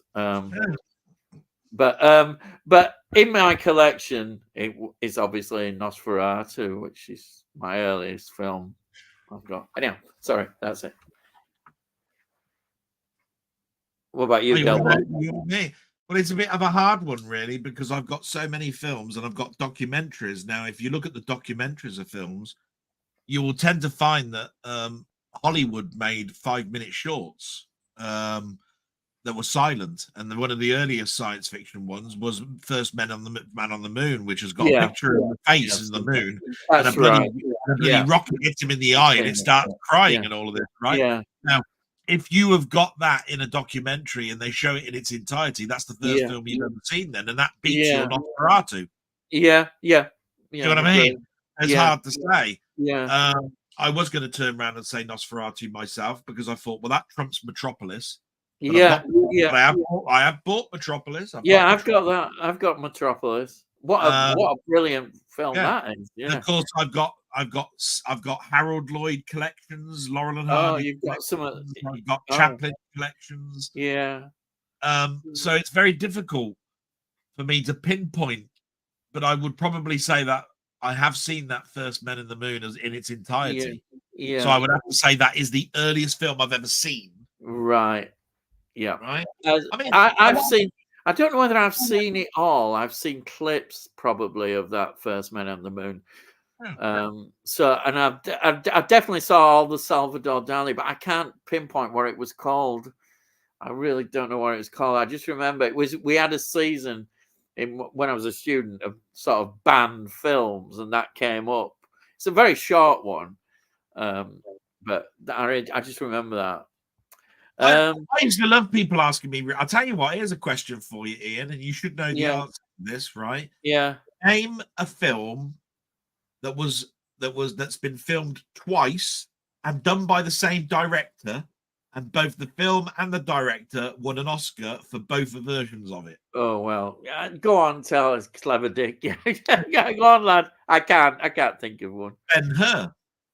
Ah, So Ben-Hur was done in the 30s. yes, it was. Yeah, it It was. was done Yeah, by I the know same that. director who remade it in the 50s with Charlton Heston, and he Well, won Best there we Picture are. and the Best Director. Yeah, And he yeah, filmed and directed both of them. yeah. Fantastic. I'm glad. Well, there you are. I'll get going, but I just You thought I'd learn gone. something every day. There's these clever dicks who know all this information. Right. Let's have a look. Oh, I've got his name down. I'm going to subscribe to Yeah, him when I can. yeah. Jim Jam is great channel. Honestly, absolutely. Danny says Jim Jam movies and TV. I mate. Muckman. Hello. Good evening. Yeah, All these names I don't recognize. Hello, yeah. Muckman. Hello. Jamie. Thank you. Yeah, I'm glad you've both right. Do either of you watch foreign films? If Yes. so, any favourites? I'll let Yeah. Delboy do his first one. Nikita's my favorite foreign film by Luc Besson. There you are. Me. It was remade as The Assassin for America, but before then he did a film called The Big Blue, which had Rosanna Arquette on, I think, set on a boat. But from then on, Luc Besson, Leon, all of those films, you know, they've been made, but they've been Americanized. But La Femme Nikita was the first foreign film done by, you know, that I saw that I went, wow, what a film. Excellent. But there's been lots of Japanese ones, you know, like The Seven Samurai and all of this sort of stuff, you know. There's been The Ring and all of those. Old Boy, you know, they're all foreign films that are well known. They're all known now. Do you know what I mean? Yeah. I'd say Luc Besson is my favorite, you know, of all my foreign films when it comes to modern, well, you know, like old but modern day. Yeah. I will say, I'm going to say this because it's more up to. There is a couple that I might mention, but I think I'll say this one because it surprised me how good it was, which was Parasites, the South Korean film. It's absolutely brilliant. We did win an Oscar, didn't it? Yeah. The thing, but it really is worth. It's. I didn't think about that one. Yeah. Have you got that? Have you seen it? I've seen it. Yeah. Yeah, it's brilliant. It's absolutely superb. See, when you're talking about foreign films, I thought the foreign film that had come to mind for you is something like Kes. Yeah. Yay, back here, by England. What's the saying? Foreign to you is about 30 miles outside of your city, isn't it? It's not. Well, it's a Yorkshire film. If it was made in Lancashire, oh heck, what's going on there? All these Newcastle films by, you know. That's just my dig. That's my dig at you, Ian. I'm sorry. That's a foreign film to you, isn't it? On the Buses is a foreign film to you. I like that. Yeah. So on that, yeah, we'll go to the next one. Did you see the Time Tunnel? That was a good series. Yes, I can see it. Yeah. Sorry, it's up here. Yeah, I've got Time Tunnel. It's up there. Yeah. Love it. Land of the Giants. To be fair, I have watched it again a few times, and sometimes it does get a bit repetitive. The imagination doesn't live up to what it should be. I'll just say that. When it's good, it is, but other times it can be a bit. I dare use it. Well, I dare use it. A bit dull sometimes. It's To a bit me, dull. to me, Irwin Allen and his Land of the Giants and Oh, I Tom love Land of Giants. and all of That those, is they were fantastic. what I considered to be high haute couture concepts, which Yeah, which had no longevity in them. Because apart from Lost in Space, where you could make any story and make it long lasting, because all yeah, you had to do was just take off from the planet and get to another yeah, one and write another story. The trouble with time travel is that you're making a story to an audience that has history lessons every day, and it just gets boring for them, right? that's right. What do I want to know about the French Revolution for when I've just done my feet, I've Yeah, just done an essay on that. they weren't imaginative enough for. They could have done things like that, but done it more in an Then imaginative Land of the way. Giant. Yeah, How many times could you get trapped by a big human yeah. and see a big nail I and go, think "Oh, it's look at because that big nail"? there was a lot of Land of the Giant episodes. There was in a season, but the things I did like about the Land of the Giants, they tried to bring other things in it. Like sort of conspiracy kind of stories going on, and that was really good. Well, they did what Doctor Who tried to do, didn't they? They sort of Yeah, did a crime scene.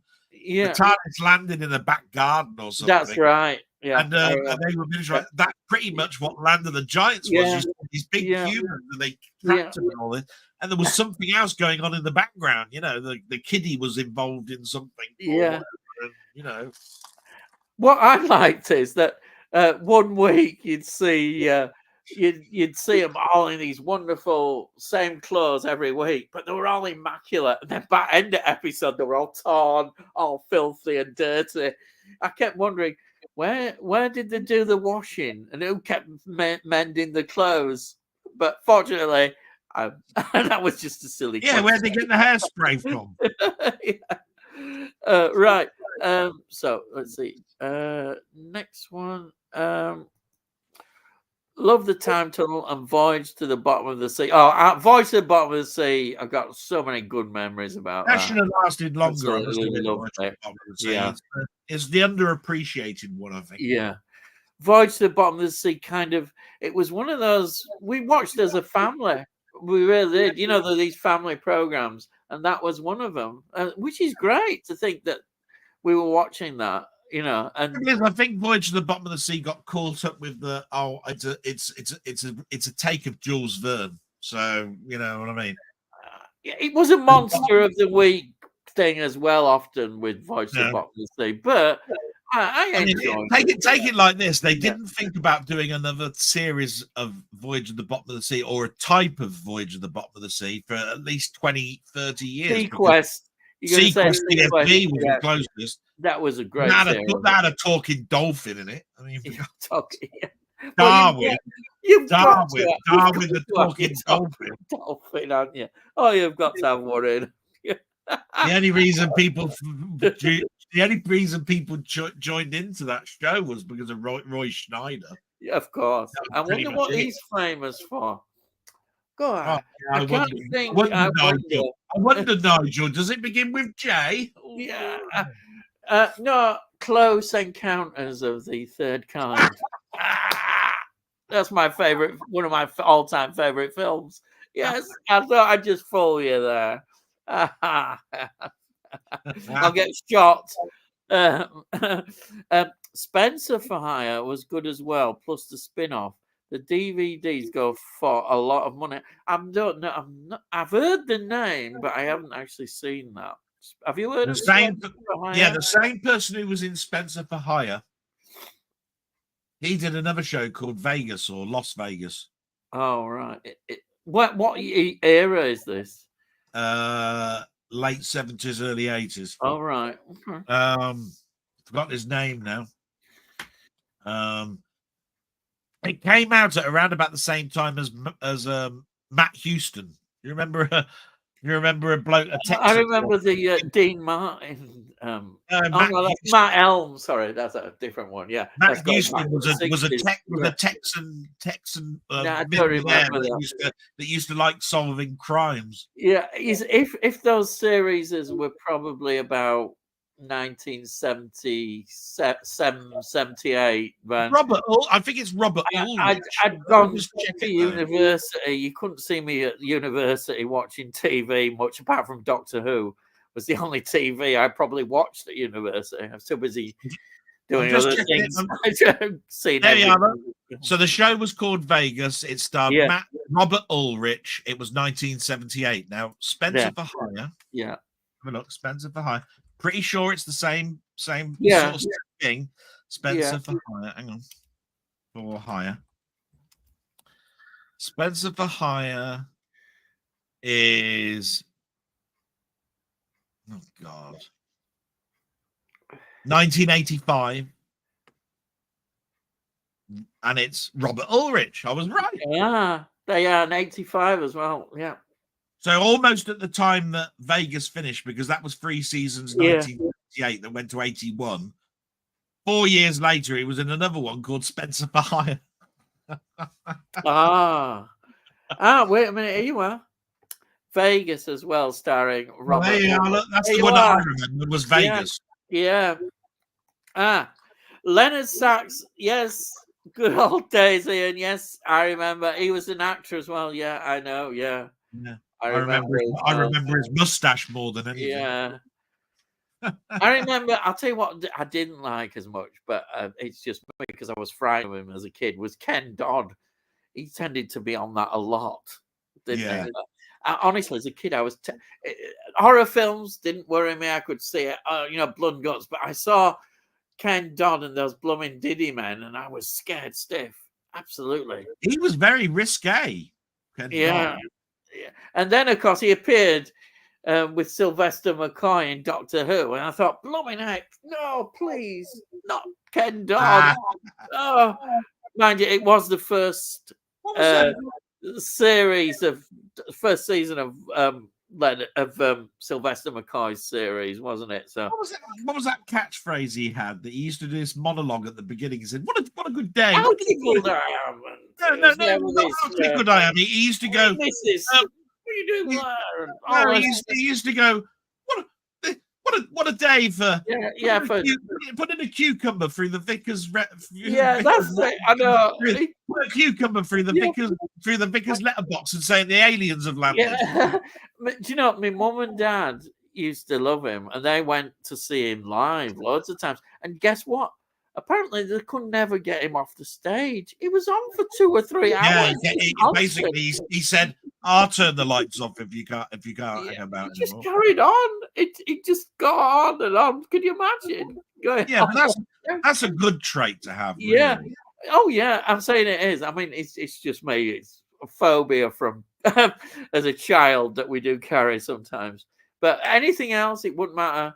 That's probably my nan liked his voice. Yeah, liked him singing songs. Then again, my nan was not very good with listening because she used to like Danny LaRue. So no, my mum and dad, they went to see him live as well. The amount of times that I listened to if the red robin goes bobbing along. You can sod off. I'm not going to listen to that again. He was on Good Old Days, I think, appearing and singing the same. He made a film in 1971, didn't he, Danny LaRue? Oh no, did he? It was set in Nazi Germany, wasn't it? Oh, crikey! He had to go undercover with it in drag. Well, that obviously works out, doesn't it? Because he was a dragger. But he was doing the same act. I remember on Good Old Days, it was the same act. Oh, yeah. Oh dear. Right. Here we are. I still go to the City Varieties to see The Odd Comedian. Great little theatre with a ton of history. Wow. Amazing. Yeah. I didn't realise. I thought it wasn't there anymore. So it's still there as a venue. Wow. That is amazing. I bet the photography shop, I bet, isn't there now. But it was just next to it, the photography shop. But wow. Oh, I'm quite pleased. I've learned that one. It's kind of reassuring that it's still going, that little theatre. So it's a really small theatre. Is that near where you live then, Ian? Well, no, that was the city centre. I lived about 5 miles in Bramley, nearly to Stanningley, getting towards Pudsey, which is outside Leeds city centre, but I'm still part of Leeds. That's where I lived, yeah. When was the last time you passed by that then? My dad's funeral when I went back in 2019, it would have been, yeah. And we went, and everything had changed amazing when I went back. I haven't been back for years. It's like a different area and everything. I was looking for everything and it was very different. It's my old school, junior school, infant school. Go back, they say, don't they? But the pavilion was still there. I've talked about the pavilion. It's been converted now into flats. That was my cinema when I was going to the cinema as a child. It got turned into bingo in about 1970. No, it could have been before that. Yeah, I think it was about 1970. But it's got so many memories because that's what brought me into films. And imagine every day passing it by and seeing all these wonderful posters. Fantastic. But that is still there, the building. They've sort of preserved it, but made it into flats, which is great. I wish more people would do that rather than just knocking them down, just convert them into something. That's great. Absolutely wonderful. Right. But that is good. I'm surprised. Yeah, it's still going, the City of Varieties. Wow. There it is. That's your answer, OTT. As Richard says that. Over the top. Any of the War of the Worlds. Which War of the Worlds did you like? And you said any of the War of the Worlds. Yeah, right.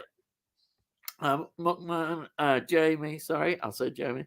Have you guys seen the sci-fi series Farscape? I loved that back in the day, and it's getting a Blu-ray release. God, that did go. I remember. I didn't watch a great deal of it, but it was very popular, wasn't it? I think. Yeah. And the two actors in it, I remember they went into Stargate. I know they transferred over. The girl that was in it was sort of like Claudia.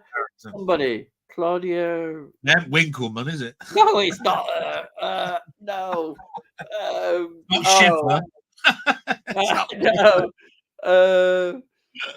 No. Let me see. Hang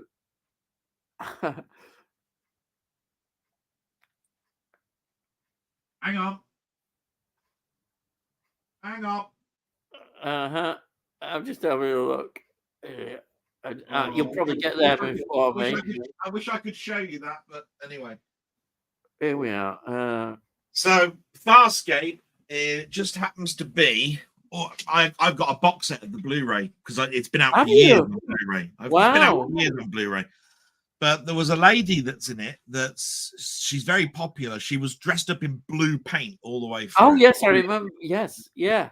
She goes to a lot of conventions.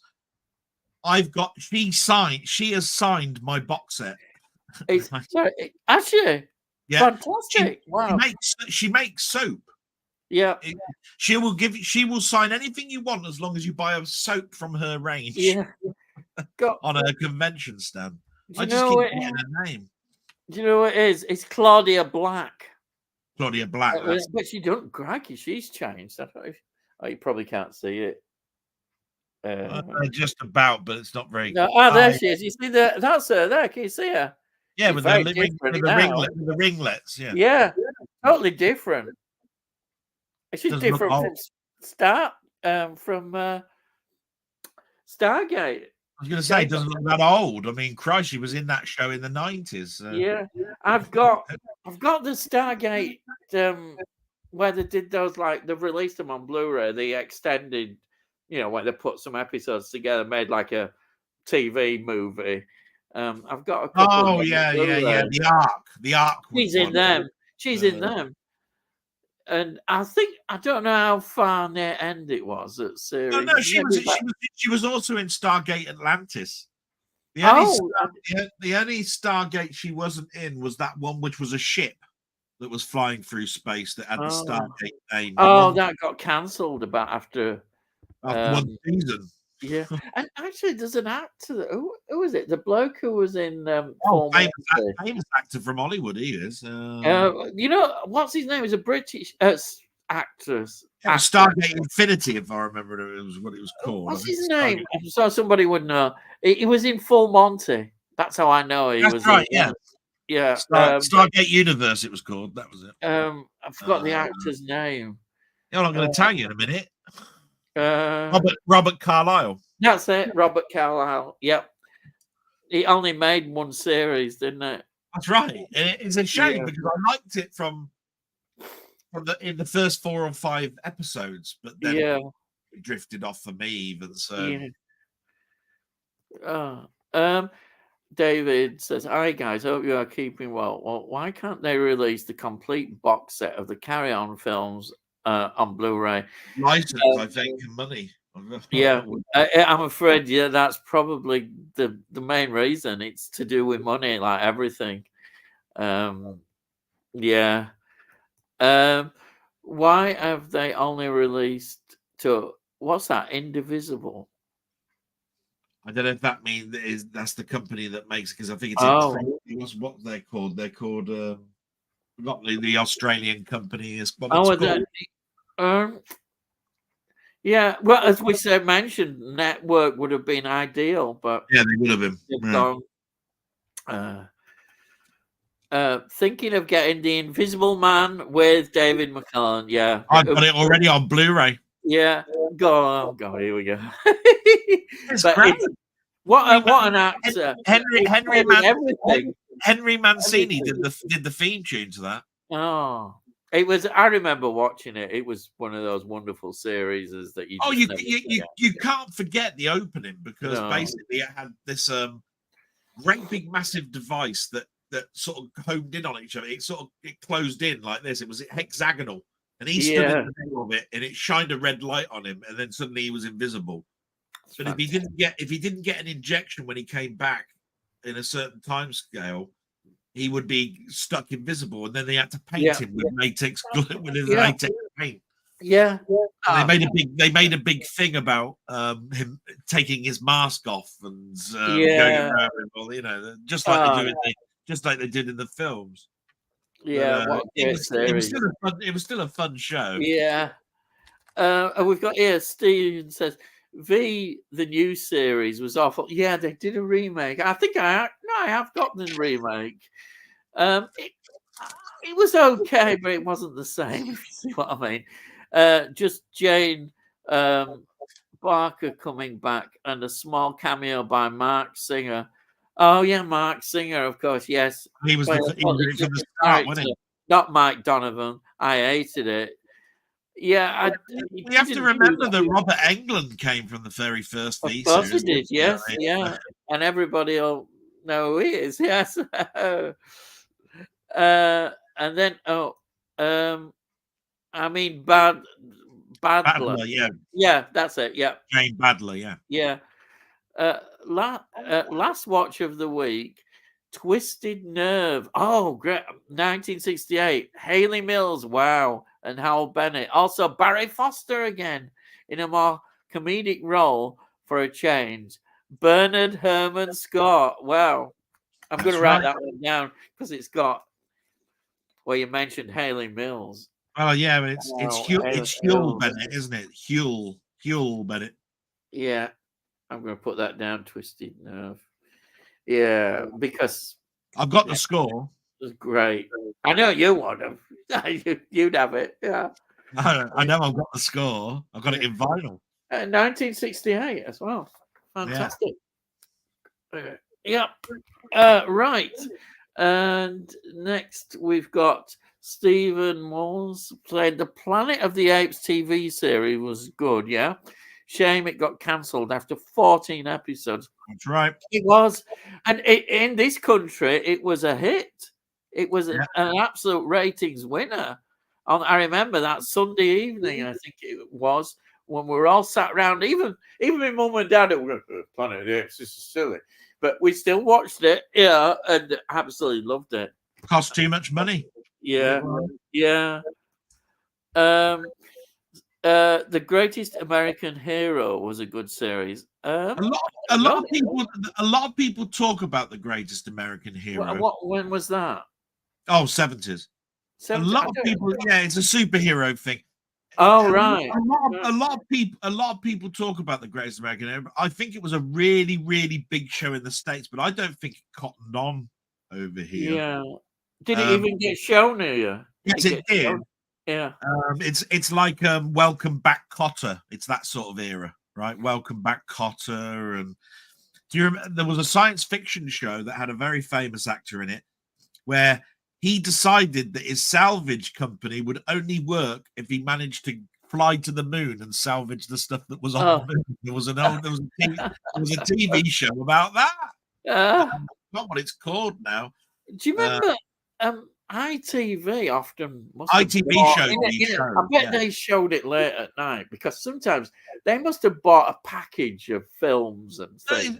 And they got these series and they would stick them on later. I think they bought series without knowing because it's all to do with how they were introducing British stuff over to the Americans because we had our own ITV network, where we could sell Jerry Anderson stuff and the New Avengers and Randall and Hopkirk, all of those under the ITC label. I think it was ITC. So over there, we would buy things in like, I don't know,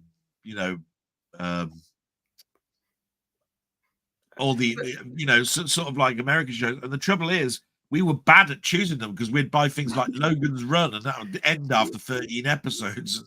Planet of the Apes, that would end after 14 episodes. But I remember we bought they must have bought some really funny stuff. I remember because we thought it was funny.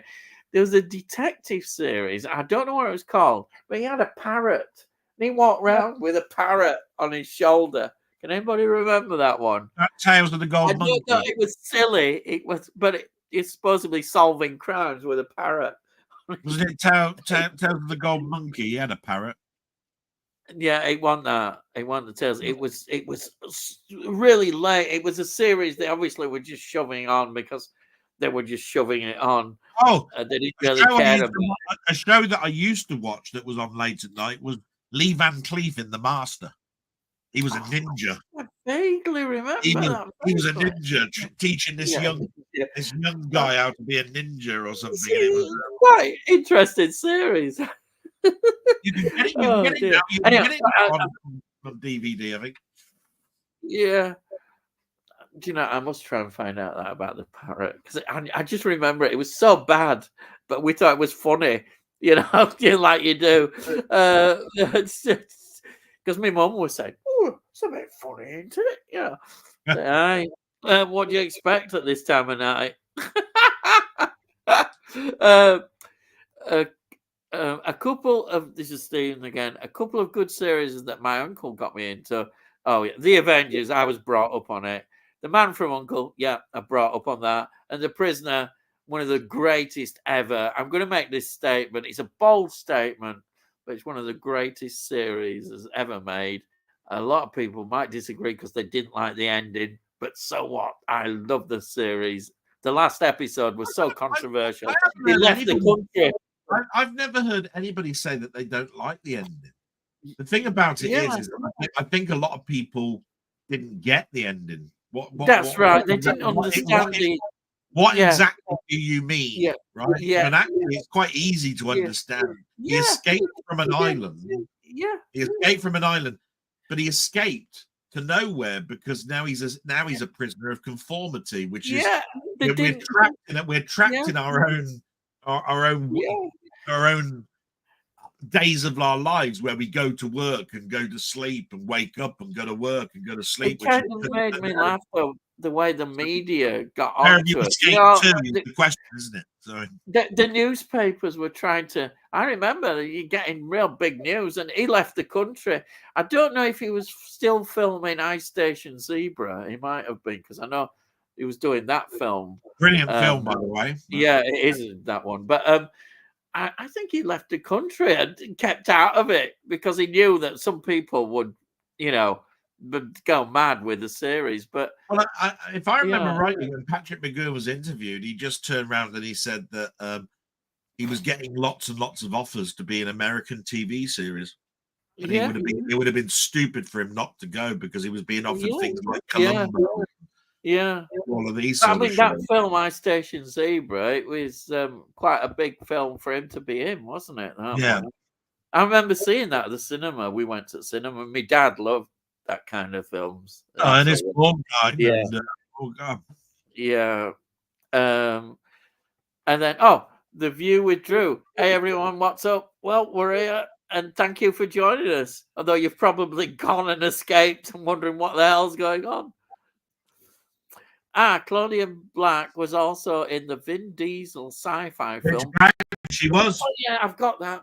I should know that. I should watch that again. Trouble with the Pitch Black films is that Yeah. I think they start off really well, and then then they get to a parody of themselves. Because I remember one of the last ones I saw, he crash landed on a planet and he befriended a little dinosaur type thing. Oh, and it was really weird. Yeah.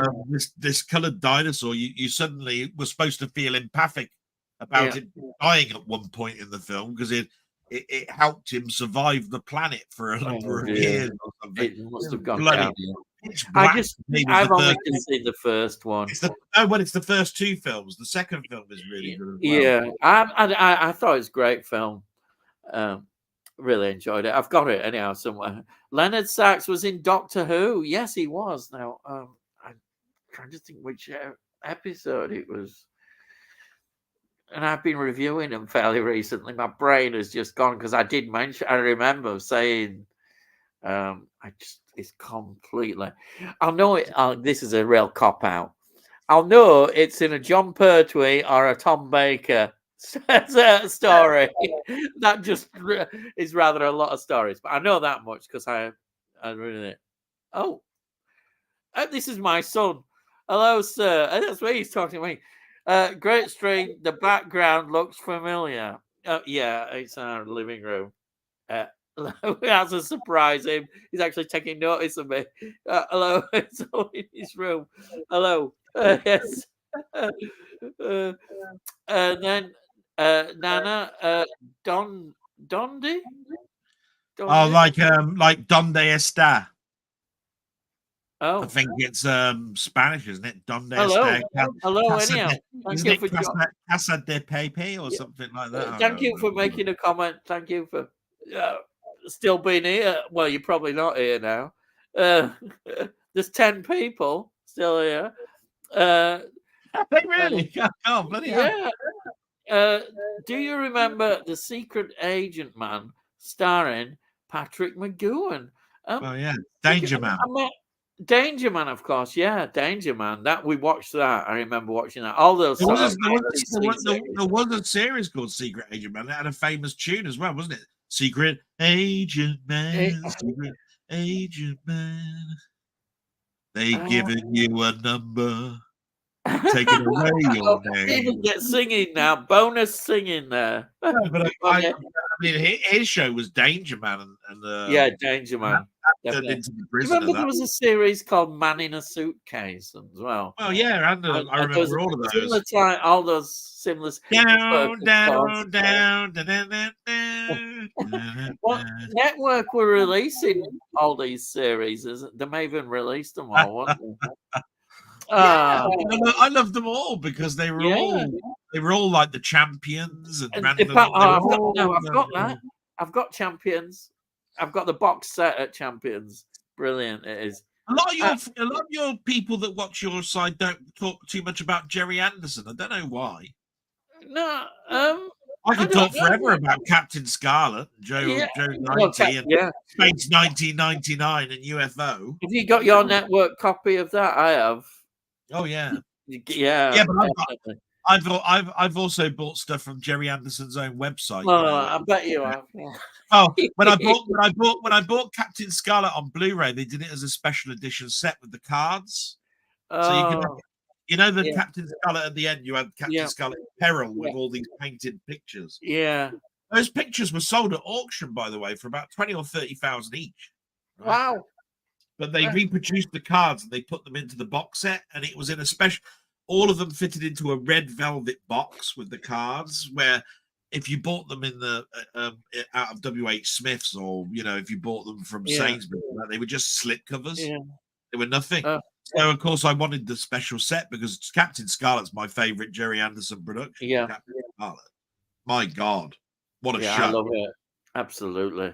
And then again, I love all of the music in that and all that. So yeah, it's absolutely wonderful.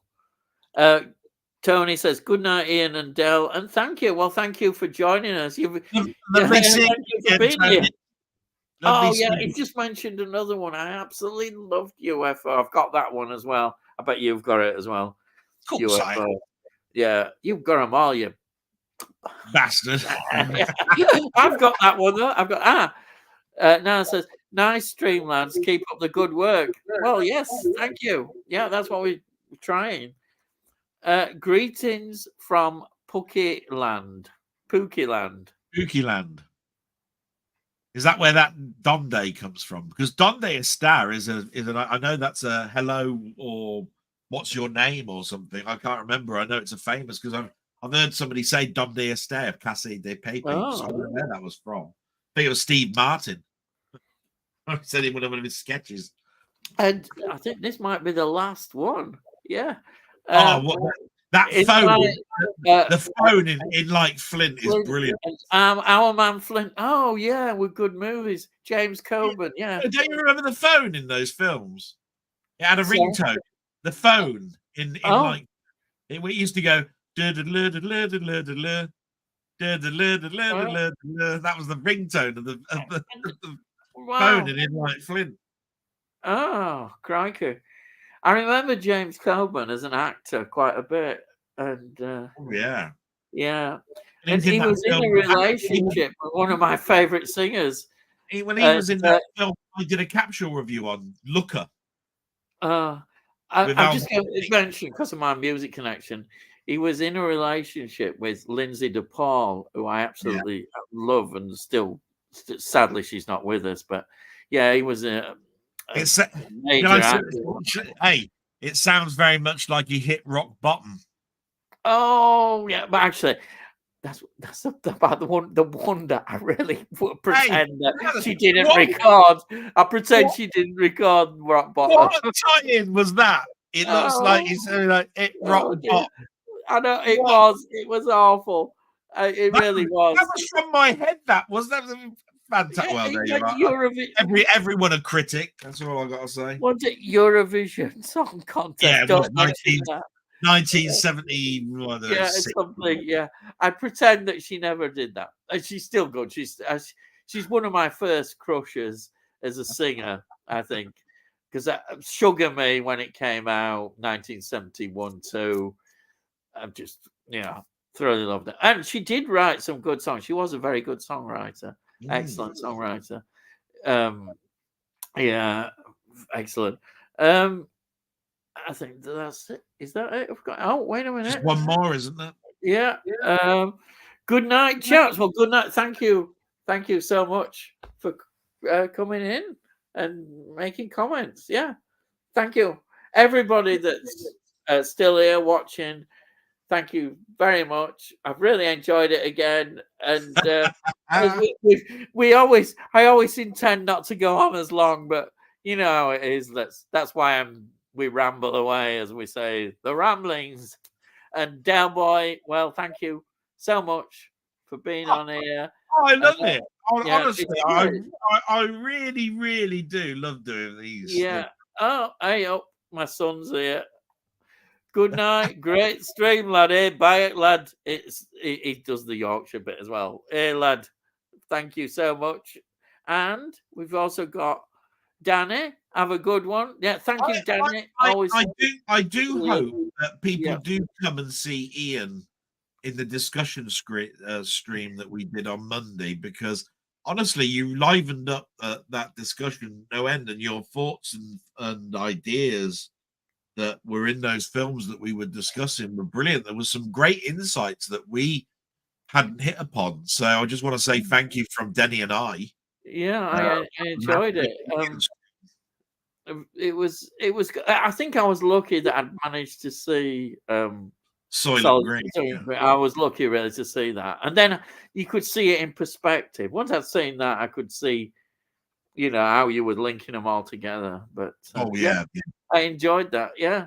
Thank you very much for coming on, and I think you really, and you're most welcome to come along to any of them. I'll drop you a link if we're ever having a discussion and all of that sort of stuff. I like it.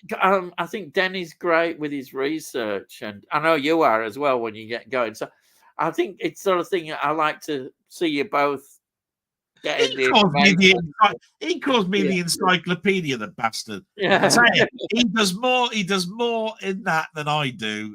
But I must admit, I'm quite lucky because my memory and all those. The thing is, it kind of gave me an appetite. As I was doing an album review this afternoon, and I started going off in different directions, thinking, "Oh, I didn't know that about Neil Young. I didn't know this and that," and it just.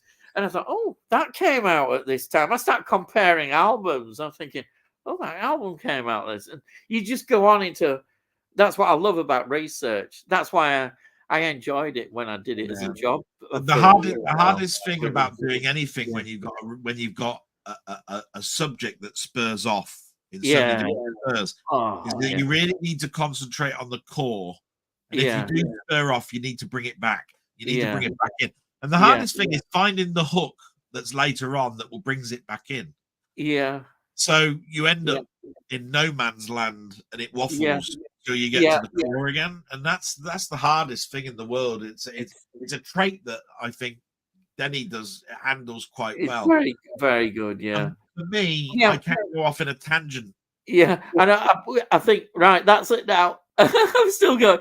Thank you, everybody, again. And thank you, Delboy. And bye, everybody. We'll be here again with next week. Same time, same back channel. I'll be here if he allows me. And I'll see thee again. Salute.